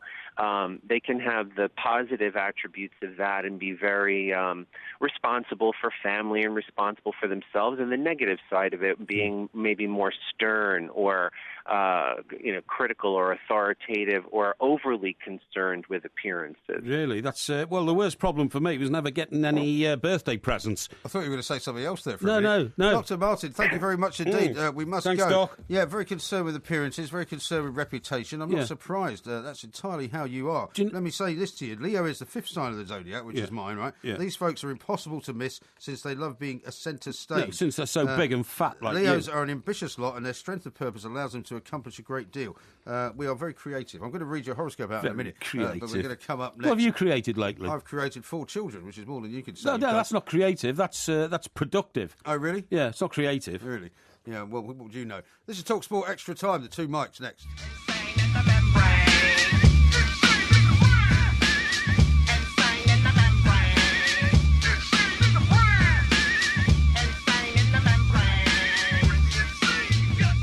This is TalkSport Extra Time. I'm Mike Graham, and Mike Parry is sitting next to me. He claims to have written a song for me. Maybe we should have a few words of that song, actually, since you've got them ready. I'd rather hear them accompanied by music, but if you haven't got any music, shall we get some music to accompany them at the moment, just so that it sounds better? I want to read them dry to you, because then you can appreciate the words. Like a poem? Yes. All right, then. Shall I read them to you now? Yeah, go on. OK, here we go, folks. Now, this is the first reading of my lyrics I've written, and it's a song about Mike Graham, OK? Now, the point is, this will not be the song that I'm shaping to fashion up as a Eurovision potential entry, but it's just an example of the flavour I can bring to a song about a subject which you lot know well. You lot being, of course, our millions. Lost me now. Excuse me, being our millions of very, very valued listeners. Here we go with the lyrics to the song. Okay, old Mike Graham smokes 40 fags a day. His hair looks like a rancid bale of hay. He views the world through black-rimmed specs, and he's so unattractive, he's had to give up sex. He gets... I'll go on. I don't know of many Beatles songs that were so rancid against somebody. Hang on. What about a sort of an ode to somebody that's supposed to be complimentary? This is an ode to you. Here come the next verses. He's got lots of children, but he's not sure where. But if ever he got to see them, they would just point and stare. He adores McDonald's and Burger King, and greasy kebabs are also his thing. You put a lot of thought into this, even though it's complete and utter cobblers. Last couple of verses. People deride him wherever they can. He's a sad excuse for the modern man.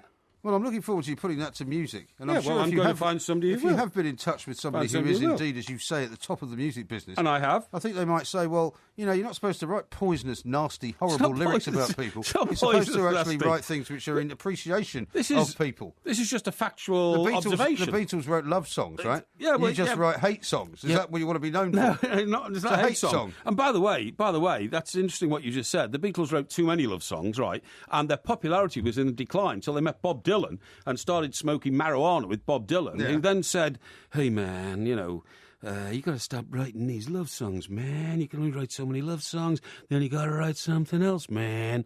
So, You think that's how he spoke? Yeah, that's I how... actually met Bob Dylan once. He didn't speak like that at all. Well, yeah, but he was a lot older then, wasn't he? And subsequently, John Lennon and Paul McCartney suddenly thought, hang on, he might be right. So then they started writing classics like Eleanor Rigby in Paul McCartney's case, like Nowhere Man in John Lennon's case, or I'm Only Sleeping in John Lennon's case. Nevertheless, as much as they moved away from writing Paul love songs, McCartney's they never Penny actually Lane. penned anything abusive or nasty about somebody else, did they? Well, Can you think of one song that they did that in? Well, when the group split up, John Lennon wrote a song about McCartney called How Do You Sleep, which was a retaliation for McCartney writing a song about Lennon, which wasn't very complimentary. But I can't... I've never been able to identify which one it was. Nasty and vicious. Here's one from Nev, who sent this in at TS Extra Time. He says, if Mike Perry is such a great Beatles professor, why didn't he mention that 50 years ago last month they had the top 5 in the USA? Simply because it was something I knew and I thought everybody else did. Yeah. And also the anniversary of the Roof concert in Savile Row came around pretty recently as well. I follow a Beatles site, and every day they put out some lyrics from John Lennon, and it's remarkable how it mirrors my life over the last 30 years. The lyrics of John Lennon, and actually the lyrics of John Lennon inspired me to write those lyrics for the song I've written about you, Mike. Yeah, well, I'm very unimpressed with them, and quite frankly, I didn't expect you to be impressed because you don't like the truth. I'm quite insulted. Well, there's no truth in there. Absolute rubbish. I mean, you probably go to McDonald's more often than I do. Excuse me, do you smoke 40 fags a day? No. How many do you smoke a day? About 20. About 20. I mean, when you Depends get a on break I spend here... half the day asleep. Yeah, except that when you're here, I've seen you go out on the fire escape and smoke 2 cigarettes in 3.5 minutes. Yeah, right. How many times during a show do I do that? Twice. That's 6. That's 4 cigarettes, isn't it? And over 5 hours, that's 20, and that's only your working day. So don't tell me I've got it wrong. No, I don't do it 5 times an hour. Here, 4 times an hour. Lots of children all over the I've got world. 4 children. Yeah, all over the world. Not all over the world. 2 in America, 2 in Britain. And you don't like McDonald's? Not particularly, no. Oh, I hardly really? ever go to McDonald's. Really? But you like burgers, don't you? No, not really. And you like kebabs? Not really. I've seen you scuttle off in the middle of the night trying to get a kebab at 3 o'clock in the It's been well morning. proven that you're the one that eats all the rubbish, right? No, you're the no. one that has fish fingers as your dinner most nights. There's 'cause nothing you wrong with can't fish actually fingers. cook. Very 'Cause nutritious. You can't cook. Very nutritious. You can't cook. You've seen all the evidence on my Twitter page of all the things that I make, which are remarkably nutritious, remarkably used with fresh ingredients. You know nothing about that. It's honestly not my sort of food, that, Mike, honestly. A bit exotic, really. It is a bit exotic, Yeah. because you're boring.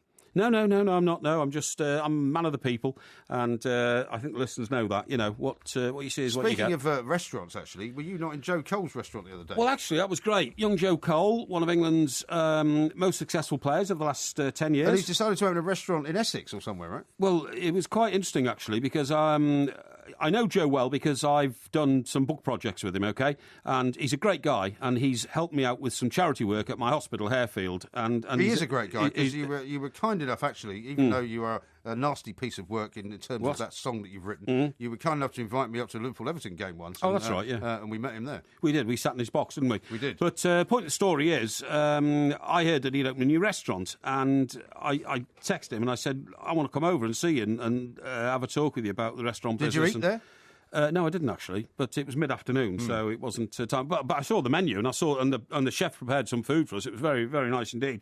But anyway, point Well, is, you didn't eat it. Sorry? Well, the chef prepared some food and you didn't eat it. Well, it was to talk about the food in a bit of an interview. All right. But anyway, I had a misunderstanding with Joe because I kept texting him and saying, "Hi, Joe, what's the name and address of your restaurant?" And he sent back a note which said 59 New Street, Chelmsford. So I sent him another note saying, "Hi, Joe, hope you're well. Thanks for the address of the restaurant. What's it called?" And he sent me a note back, 59 New Street, Chelmsford. So then I thought, that's the name of it. He's not getting this, so I better ring him. I said, "Joe, thanks very much for sending me the address. What is the name of the restaurant?" He said, "It's 59 New Street, Chelmsford. How many times have I got to tell you?" Well, the whole name, though, it's 59 New Street is the name, It's right? 59 New Street is the restaurant, and it's a new building they've renovated there, just in the centre of Chelmsford. It's very nice indeed. And, of course, got talking to Joe about how his future pans out. Now, Adrian Durham picked up on that on, would that have been Wednesday or Thursday? I think it was Wednesday, I think. Wednesday, yeah. And he used a bit of audio that I'd brought back talking to Joe. And then Adrian posed the question, you know, could Joe have done more with his career? Which I thought was, Adrian's entitled to ask that question, of course he is, and I'm sure he made a great debate out of it.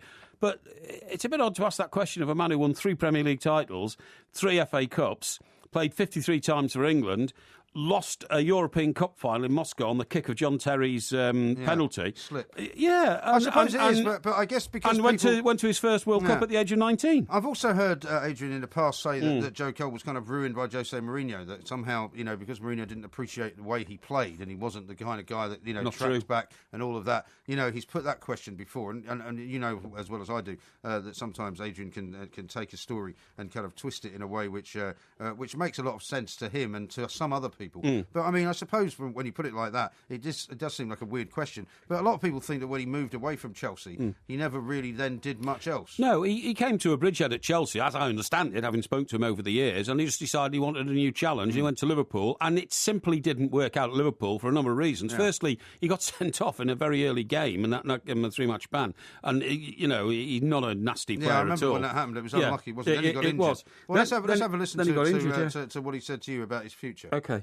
Well, my relationship's great with West Ham, but I'll be looking for a new club. Obviously, didn't work towards this season. Didn't work. I didn't play enough under Big Sam. Is your contract now ended? Yeah, with West Ham? Yeah. You're a free agent. I'm a free agent. Yeah, I'm looking for a new club. I'm going to take my time and find the right place to go. I think this stage in my career, I think finance isn't important for me. I think what's important for me is, like I talked about my family, I want to enjoy my football, I want to compete, I love playing. Yeah. So I've got to find the right fit. I want to go to a club where they're ambitious, they play good football. I also want to move back into the central position, middle of the park. I want to go to a club where I can, have a good connection with a manager, and also help the younger players in the squad with my experience. Okay. I'm just, I'm going to take my time over the summer and make the right decision. Okay. How has your connection with the manager at West Ham been, with Sam Allardyce? Well, Sam's he's an experienced manager.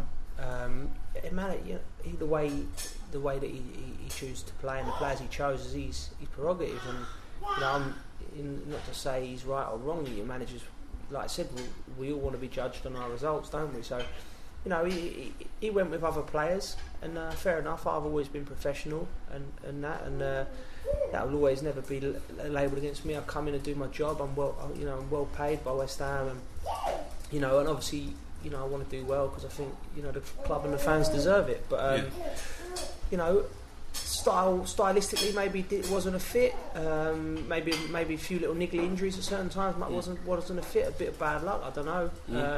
But for whatever reason, didn't work. But I wish him all the best. And we move on, don't we? Now we move on. We'll talk about Joe a little bit later on. But sure. A very bizarre video doing the rounds on YouTube that you put out a little bit earlier. Yep. Which involves him and you. Yes. Tell us about that. It's very funny. It's just that to celebrate the fact that we'd been down a chat with him, his new restaurant and all that. I said, "Here, let's do a little video." And so we just came up with this idea where I'm sitting at a table with a few drinks, okay? And Joe comes over with a towel over his arm. As if he's the waiter. In fact, he owns the place. And he says to me, "Hello, sir, would you like a starter?" Which, of course, is referring to your first course. Yes, that's right, yeah. And I look at him and say, "A starter? Yes, I would, please." And then Joe goes, "Right, ready, steady," and then lifts his 2 fingers and goes, bang. Fires a gun. And we got a gun noise in it. But it was a nice little vignette. People want to see it. It's on YouTube. Joe Cole and Porky Parry in the restaurant. Well, we'll tweet it out as well so you can have a look at it, and no doubt there will be plenty of people with something to say about it. Loads more to come. We're going to talk about astrology coming up next on the Two Mics.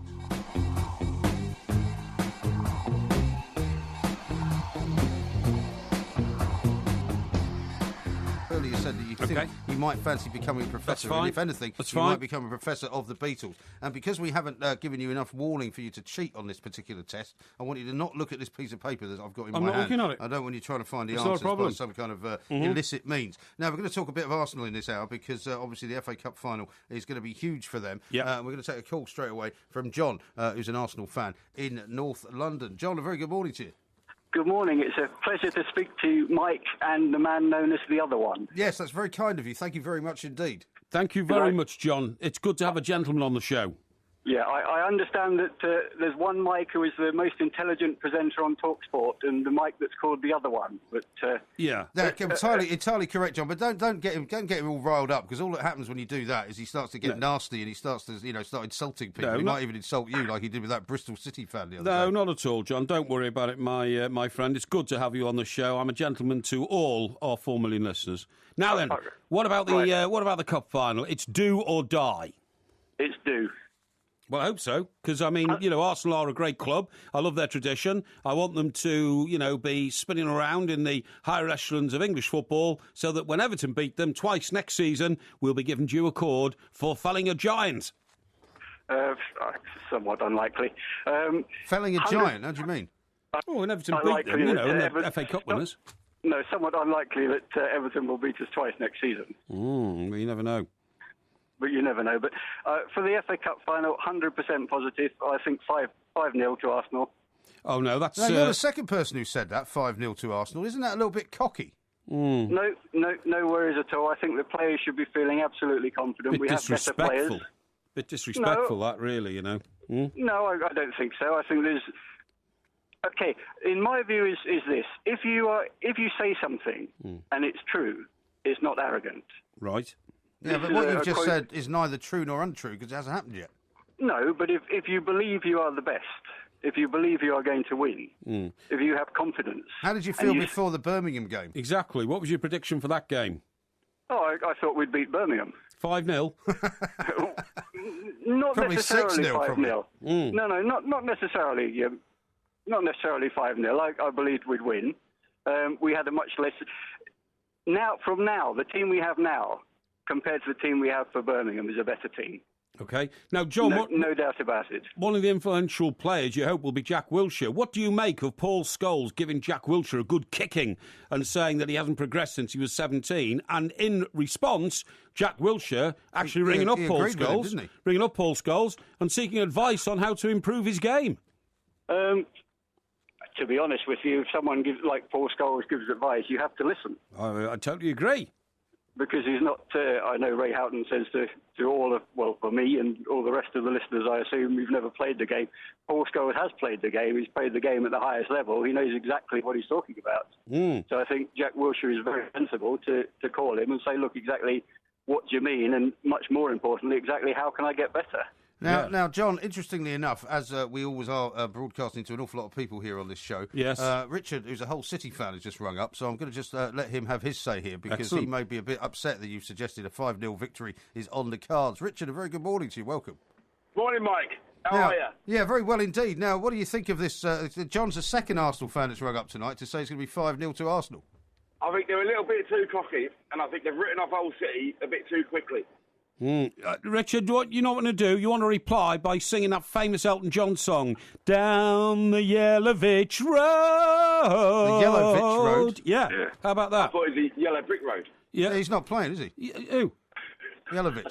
Why not? He's cup-tied. Oh, I didn't realise. Oh, well, never mind. So why don't you not bother singing that song at all? Don't sing that song. Sing something else about yellow phone boxes in Hull. I just think the Arsenal fans are getting a little bit cocky, and they've only got to turn up to win. Yeah, now we've seen a lot of pictures over the last few days, Richard, of buses and signs. I mean, and people keep saying, well, Hull are doing the same thing, but I've not seen any pictures of the Hull bus.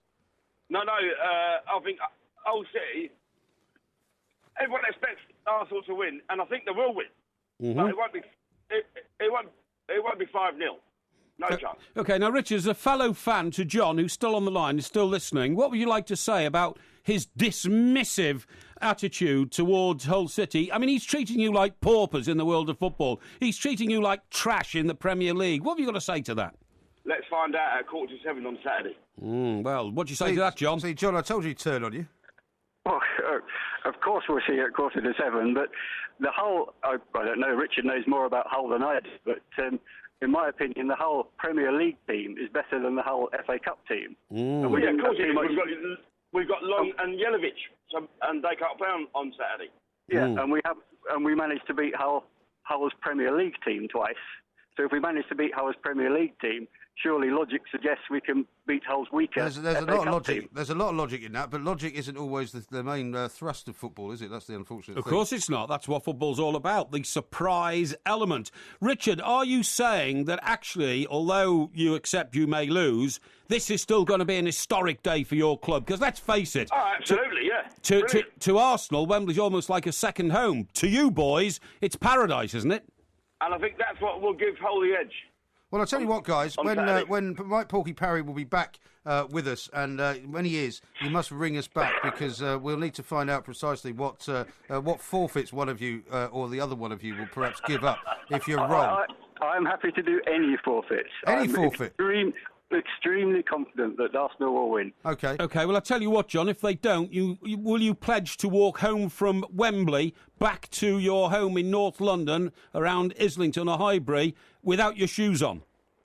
I Yes. won't do that, but I will give money to. But I will give money to charity. Okay. I will have a charity bet. Oh, that'll a charity of your choice. And Richard, if your lot win, then you've got to tell us you will actually ascend to the top of the Humber Bridge and shout it from the rooftops That up sounds there. like it could be dangerous, if not illegal. Yeah, well, I'm sure we'll find a A couple way. of great ideas there from the Porkmeister, who doesn't seem to know who's cup-tied and who's not cup-tied. Well, actually, But, how about Highway to Hull as a song that you could have sung?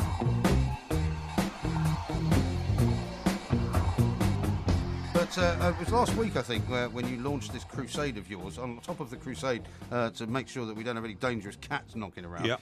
You started this crusade to try and find out what was going wrong with the missing sheep in this try and country. save our sheep. You said that there was a couple of million sheep missing every year. It's true. And the numbers were dwindling. It's We're going to talk to an expert in the shepherding business, right? He's not a shepherd, but he works for Modern Farmer in the USA. His name is Andrew Amerlinks, and he's going to have some information for us. So Excellent. we'll find out whether your theories are in any way correct. Right. Andrew, very good morning to you and welcome.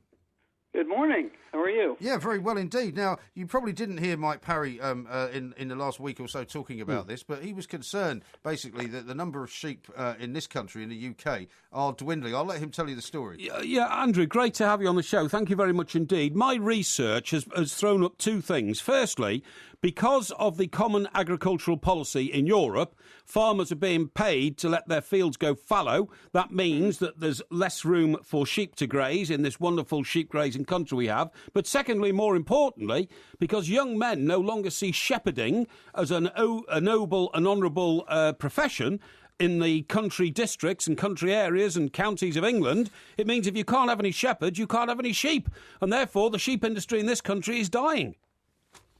That's true. You definitely need shepherds for sheep. Exactly. But it's not true. It's not true to say that the sheep are disappearing, is it? Yeah, the numbers of sheep I'm not in this asking country. you, I'm asking Andrew. Numbers of sheep in this country are way down. Sorry, Andrew. Please go on. Oh, okay. Well, yeah, they are decreasing in various parts of the world. Definitely, the growth in the UK in the farming industry has slowed over the last 5 years. So there is definitely a decrease in the numbers. Now, I was reading that in America there's a decrease in the numbers because America's not really thought of generally as a big sheep farming place, but coyotes have been eating a lot of them, and down in Australia, dingoes have helped to dwindle the numbers down there. But I mean, there's nothing in this country that's attacking the sheep, is there? Well, no, but apparently there's a whole lot of sheep rustlers out there, and I think. In fact, in 2011, there was 60,000 sheep stolen from farmers in the UK. Really, stolen? Well, where do they take them? Do they export them or something? Apparently, there's some get slaughtered in sort of illegal slaughterhouses and what? So they illegally. sell the meat on meat probably disguised as something else, no doubt. Yeah, that's terrible. That's Exactly. terrible bad news. Andrew, are there such things as shepherds in America? Because if we haven't got any shepherds left in this country, is that becoming a worldwide phenomenon? Well, it's interesting. Actually, in Australia, the age, the mean age of farmers in general is like in the 50s. So as farmers get older, their kids aren't taking over the business. They And don't. I They think don't. Is that just because it's not very glamorous?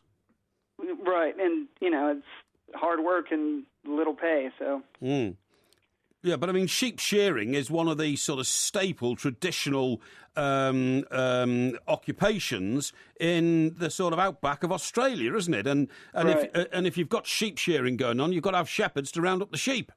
that's true. Yeah. But people that shear sheep are not actually shepherds, are they? No, They're sheep but shearers. they go to sheep stations where the shepherds have Right. to, look after the sheep. But you see, I've never Well, seen you a were making out they were going to sheep airports. I've never seen a shepherd in America, Andrew. Well, I've lived there, and my colleague Well, here, you lived Mike, in New York. has There's lived not many there. shepherds in New York, are there? Well, no, there aren't a lot of No, shepherds. not so many shepherds in New York. Well, where are they all then?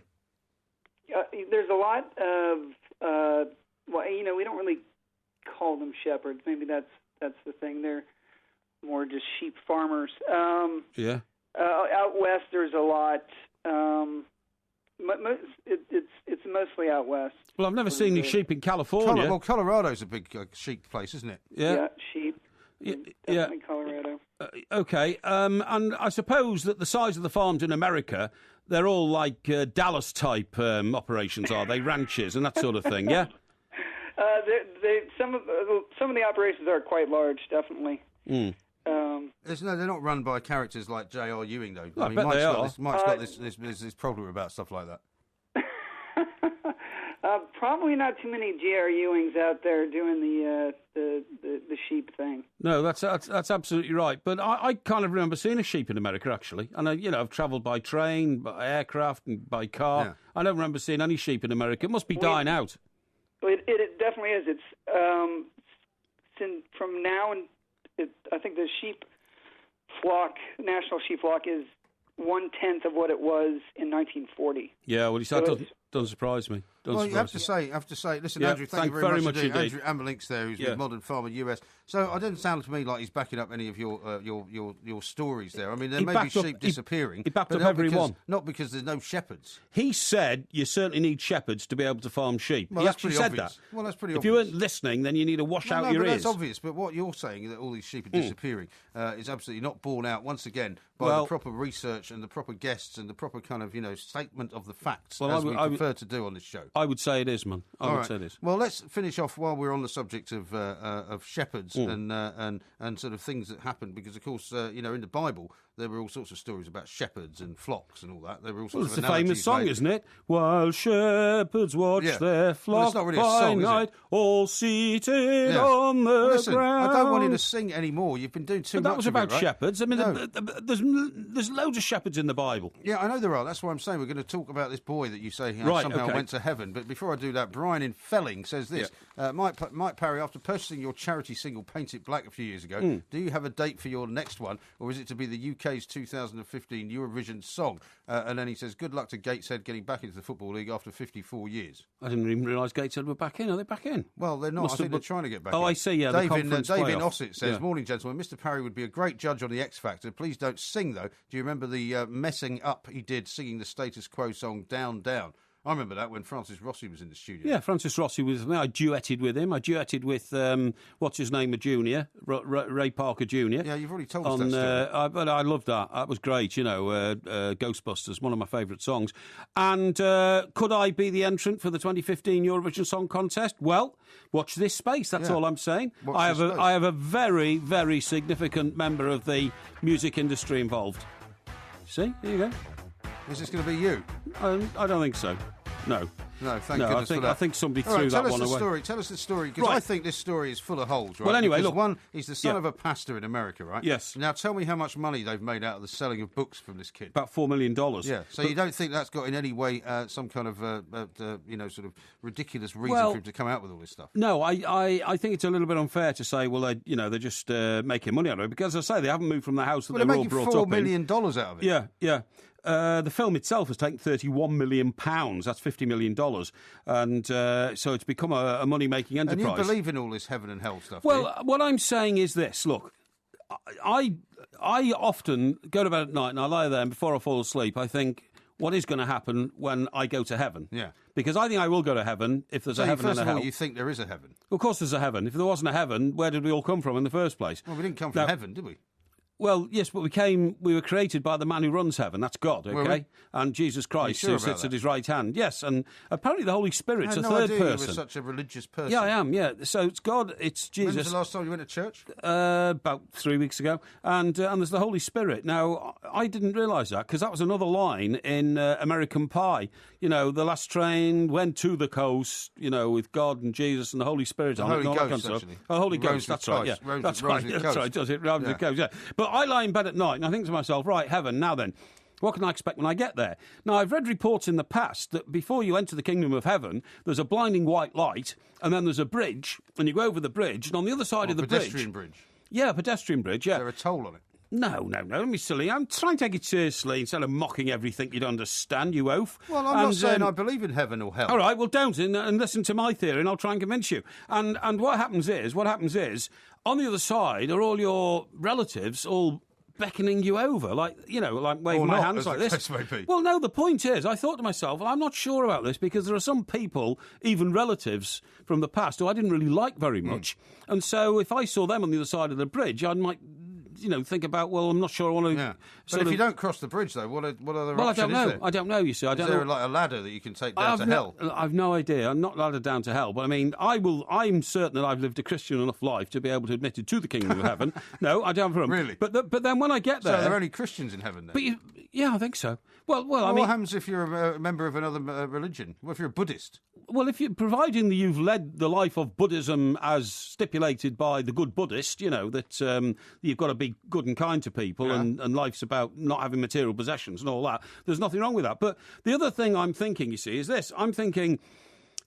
when we were kids and we were brought up, we were always told that heaven is such a great place to go because heaven is actually the manifestation of what you want it to be. So, for instance, for a footballer, heaven would be going to a place that looked like the San Siro Stadium, where you played football all day, you didn't get tired, and the next day you played football all day and you didn't get tired. And there was a nightclub where you could go well, afterwards. look, the Vikings summed it up. The Vikings called it Valhalla, and Valhalla was a place where you literally fought all day with axes and swords. You could chop somebody's arm off, you could stab them to death, you could bash them over the head with an axe shield or something like that, or a shield. But what happened was, at 6 o'clock, you know, everybody became friends again. You all went to the tavern. You had a massive banquet where including the people with no arms. Yes, they got their arms back. Huh. They get their arms back. No, seriously. This is what the Vikings thought heaven was. Right. And you're all repaired again. You go wenching, drinking and eating all night long. You fall into a stupor, but the next day you wake up and you go into battle again. And again, it doesn't matter if you get killed or your arms chopped off or anything, because by the end of the day, you get all that back, and that's what heaven was to them. Sounds a bit like working in Fleet Street in the 80s. Heaven was the perfect manifestation of who you want it to be. So, yeah. for instance... Well, that's the great con job that everybody has believed, isn't it? Yeah, you but make it whatever you want. even, and we've got to take this very seriously, because I'm not making light of this, even the people who attacked the Twin Towers, 9/11, do you not remember that there were descriptions of the way that the suicide bombers were told by those controlling them, you will go to paradise, because you are making the ultimate sacrifice, and then there was the stuff about in paradise there are virgins waiting for you and that sort of thing. So that was their view of heaven. Do you understand? Yeah. Doesn't mean it exists, though, does it? It doesn't mean it exists. But for you and I, Mike, it would be like this. Heaven for us would be a hearty breakfast, an early couple of sherbets in a wine bar, a long lunch at the Dorchester or something like that, early evening drinks with somebody else, a dinner somewhere in you know, some great country restaurant, to bed, and then a lot of food. Yeah, well, you do eat a lot of food, and then the following day we do that all over again. What I'm saying Doesn't is, sound like heaven to me. Well, what heaven be for you? I can't tell you. There's not enough time. We are the Two Mikes. We'll be back next. Maxwell Silverhammer came down on her head. Bang, bang, Maxwell Silverhammer made sure that she was dead. This is TalkSport Extra Time. I'm Mike Graham, and Mike Parry is here, of course, or Professor Mike Parry, as he'd like to be known. He'd like to be a professor of the Beatles. Now, this is not the first question in the quiz, but obviously you know the name of that song. Well, that was Maxwell's Silverhammer, and that song nearly split the Beatles up because John Lennon hated it so much.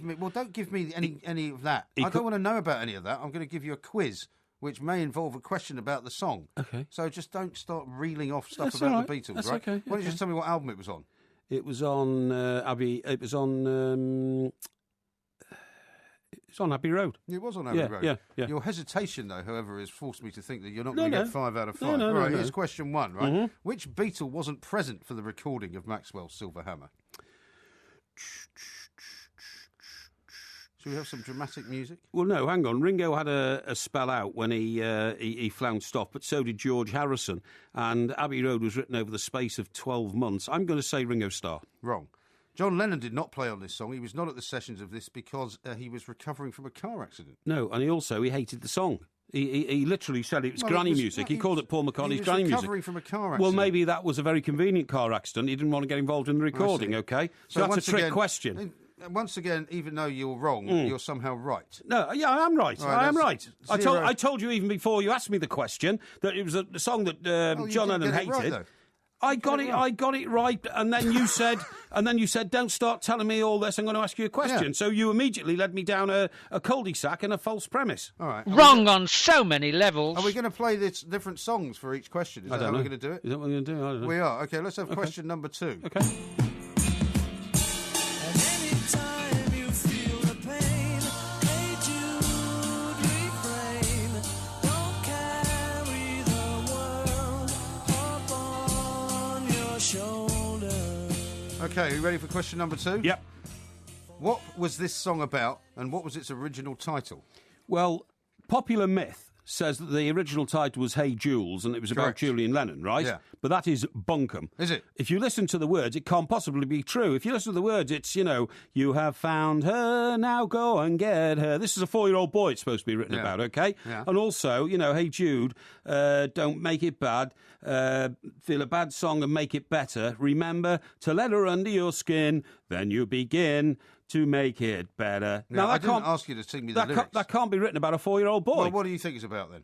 Well, I can tell you it's not about Julian Lennon. That was just a popular myth. What if it was about It's Julian also Lennon? not about the Woodstock Festival of 1968. No, but it's also not about a lot of things. Yeah, But what but- is it about?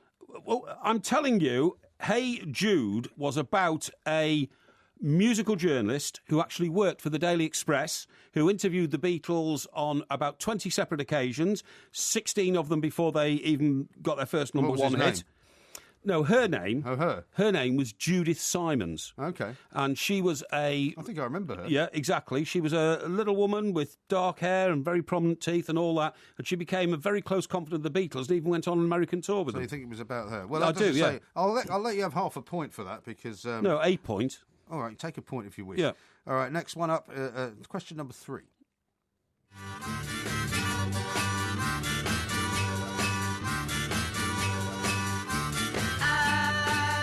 I should have known better with a girl like you, that I would love everything that you do, and I do.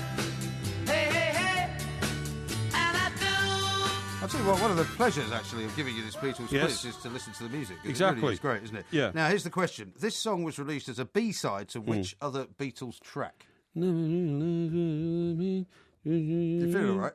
I'm just humming it. not And gonna when help I tell you that I love you. Yeah, we don't want that. Oh, you know I say I didn't ask you to love sing. I've asked you to do. answer the question. Right, it was one of the early ones, so it must have been something like Genius. Please Please Me. No. Or She Loves You. No.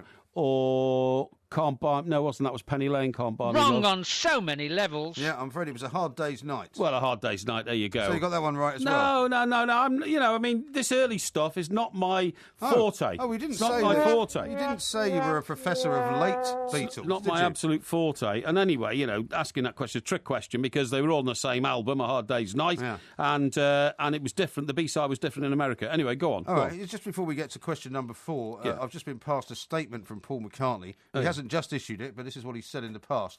This is on the Hey Jude title, right? yeah. I started with the idea, Hey Jules, which was Julian. Don't make it bad, take a sad song and make it better. Hey, try and deal with this terrible thing. I knew it was not going to be easy for him. I always feel sorry for kids in divorces. I had the idea for the song. By the time I got there, I changed it to Jude because I thought that sounded a bit better. Mm-hmm.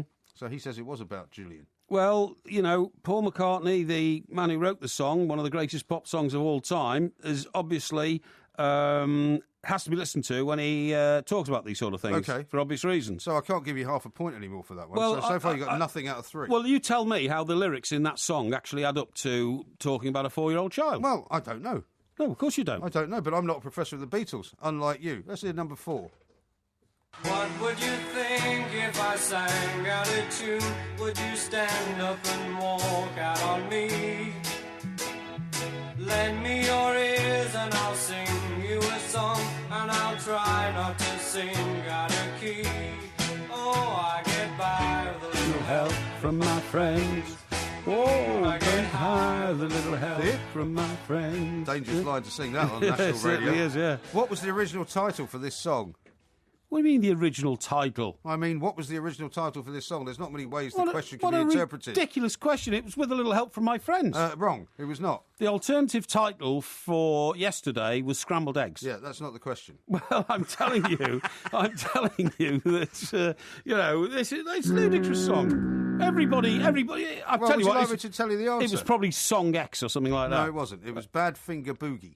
Badfinger Boogie. The Beatles got some use out of that name when they signed a group to their label, That's Apple right. Records. They You know did. who they were called? They were called Badfinger, Yeah. and their hit was "If You Want It, Here It Is, Come and Get It, da da da da, make your mind up fast." Okay, last question. Let's see, you got none out of 4 so far. rubbish. Professor of the Beatles, Trick- Mr. Mike trick Parry. Can he get questions. 1 out of 5? Question number 5. Trick questions. Well, What was the first number 1 hit for the Beatles that was not about love? Sorry, is this not music then? It's No, not because music the one. music comes afterwards. Oh, right. Sorry, what's the question again? The question is, what was the first number 1 hit for the Beatles Yes. that was not about love? Right. It was Eleanor Rigby a number 1 hit, I'm asking myself? Or, I'll tell you what it was. I know what it was. It was Penny Lane. No, it wasn't. It was. Wrong this. on so many levels. And what was it then?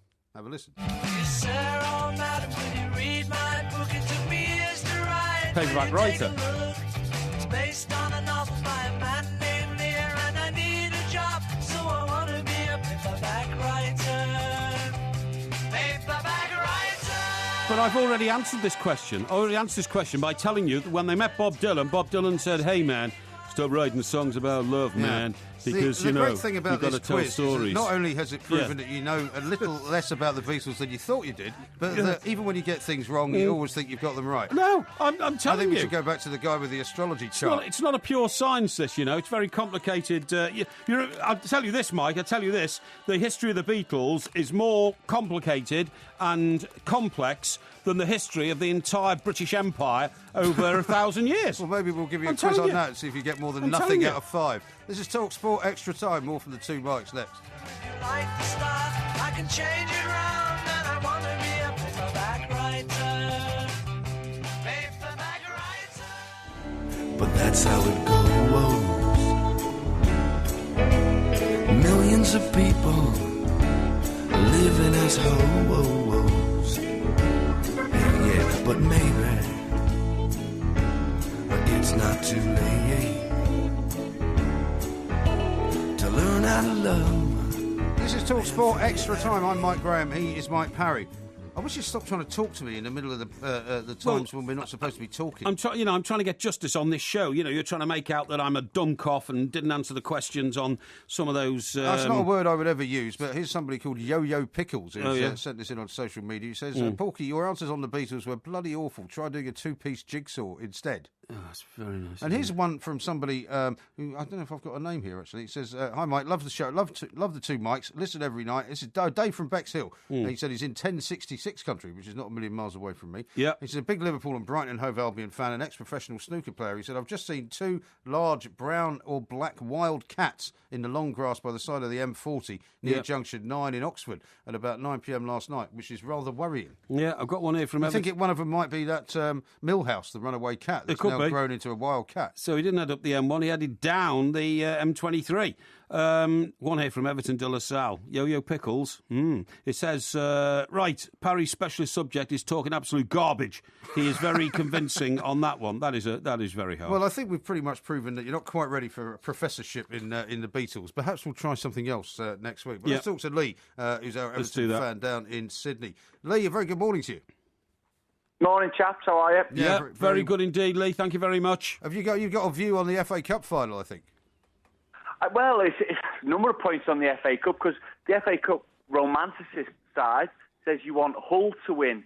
And you look over history, you had Wigan last year, Wimbledon, Coventry, Everton in '95.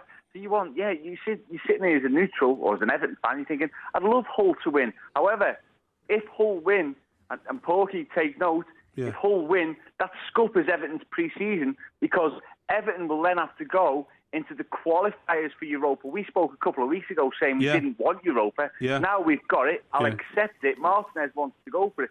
But to actually go into the qualifiers, it's just a nightmare. It'll ruin the pre-season. So bring on Arsenal. So you drop in down to that because Hull would go into it as the winners of the FA Cup, you mean? Yep. Yeah. And Everton would then have to go through the qualifying stages, which means your pre-season is shortened by a few weeks. That means we could be playing in mid-July, doesn't it? That's when it starts, I think. Absolutely, yeah. Because I think when Sevilla won the Europa League the other night, they'd played something like 19 games to get there. It's a nightmare. And they'd started in July. It's a nightmare. That's right. Lee, tell us a little bit about the atmosphere surrounding those expats watching the Cup final. Oh, it's all guns blazing, to use a phrase, for the Arsenal fans. I know there's a pub called the Armoury, for once. What a great name that is for an Arsenal pub. Sure. They're expecting 400 to 500 tomorrow night. Really? They're all fired up, they're really fired up for this one. They've waited a long time. I don't think a lot of them have actually ever seen Arsenal lift the trophy, but they're all really excited about it. Not heard from any Hull fans, though. No, there won't be many down there, I wouldn't think, despite the fact it's a seafaring port. What time is it shown there, then? Is it about, 3 in the morning or something?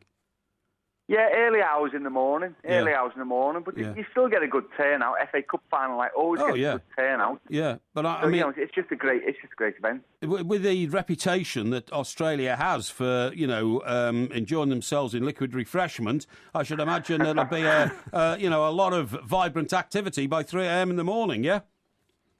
Yeah, absolutely. Yeah, and it was funny because Mike last night was talking about what's going to happen in the World Cup over in the UK because of the strange kick-off times.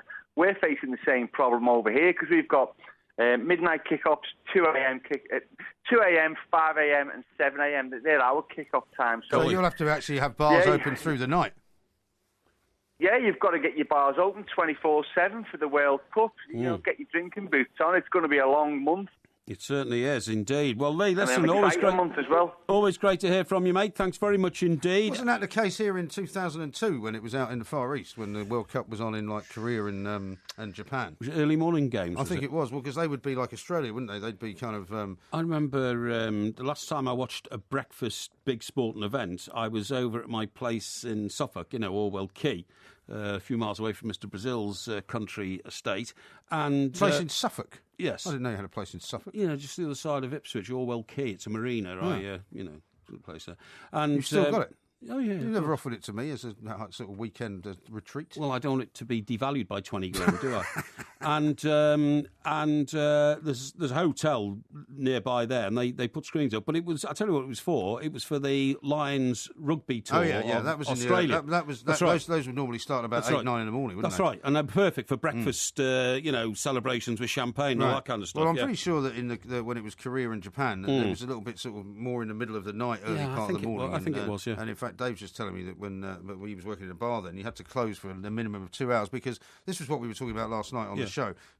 When the England games are on and bars are going to be open until 1 o'clock in the morning, there's going to be mayhem out there because an awful lot of the pubs are not designed to be open at 1 o'clock in the morning. I agree. Lots of people last night were saying, it's not a big deal. Loads of pubs are open at 1 all the time. There's music, there's clubs and all that. But those are places that are used to being open. Yeah, you're right. Whereas now... Like these Australian bars in sort of, what'd you call it? Like walkabouts and that kind of thing. Yeah, that's right. All those sort of places.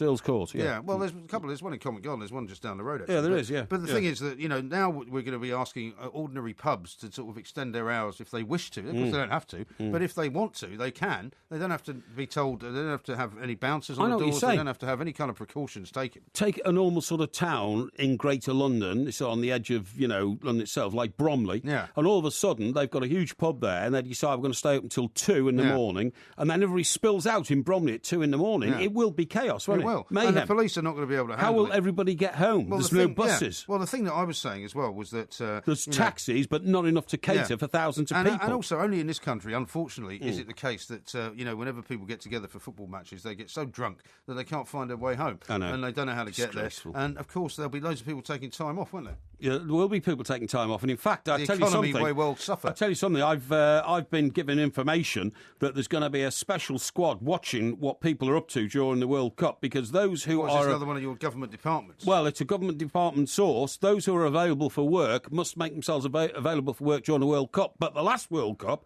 when there were, a load of games on... In fact, South Africa?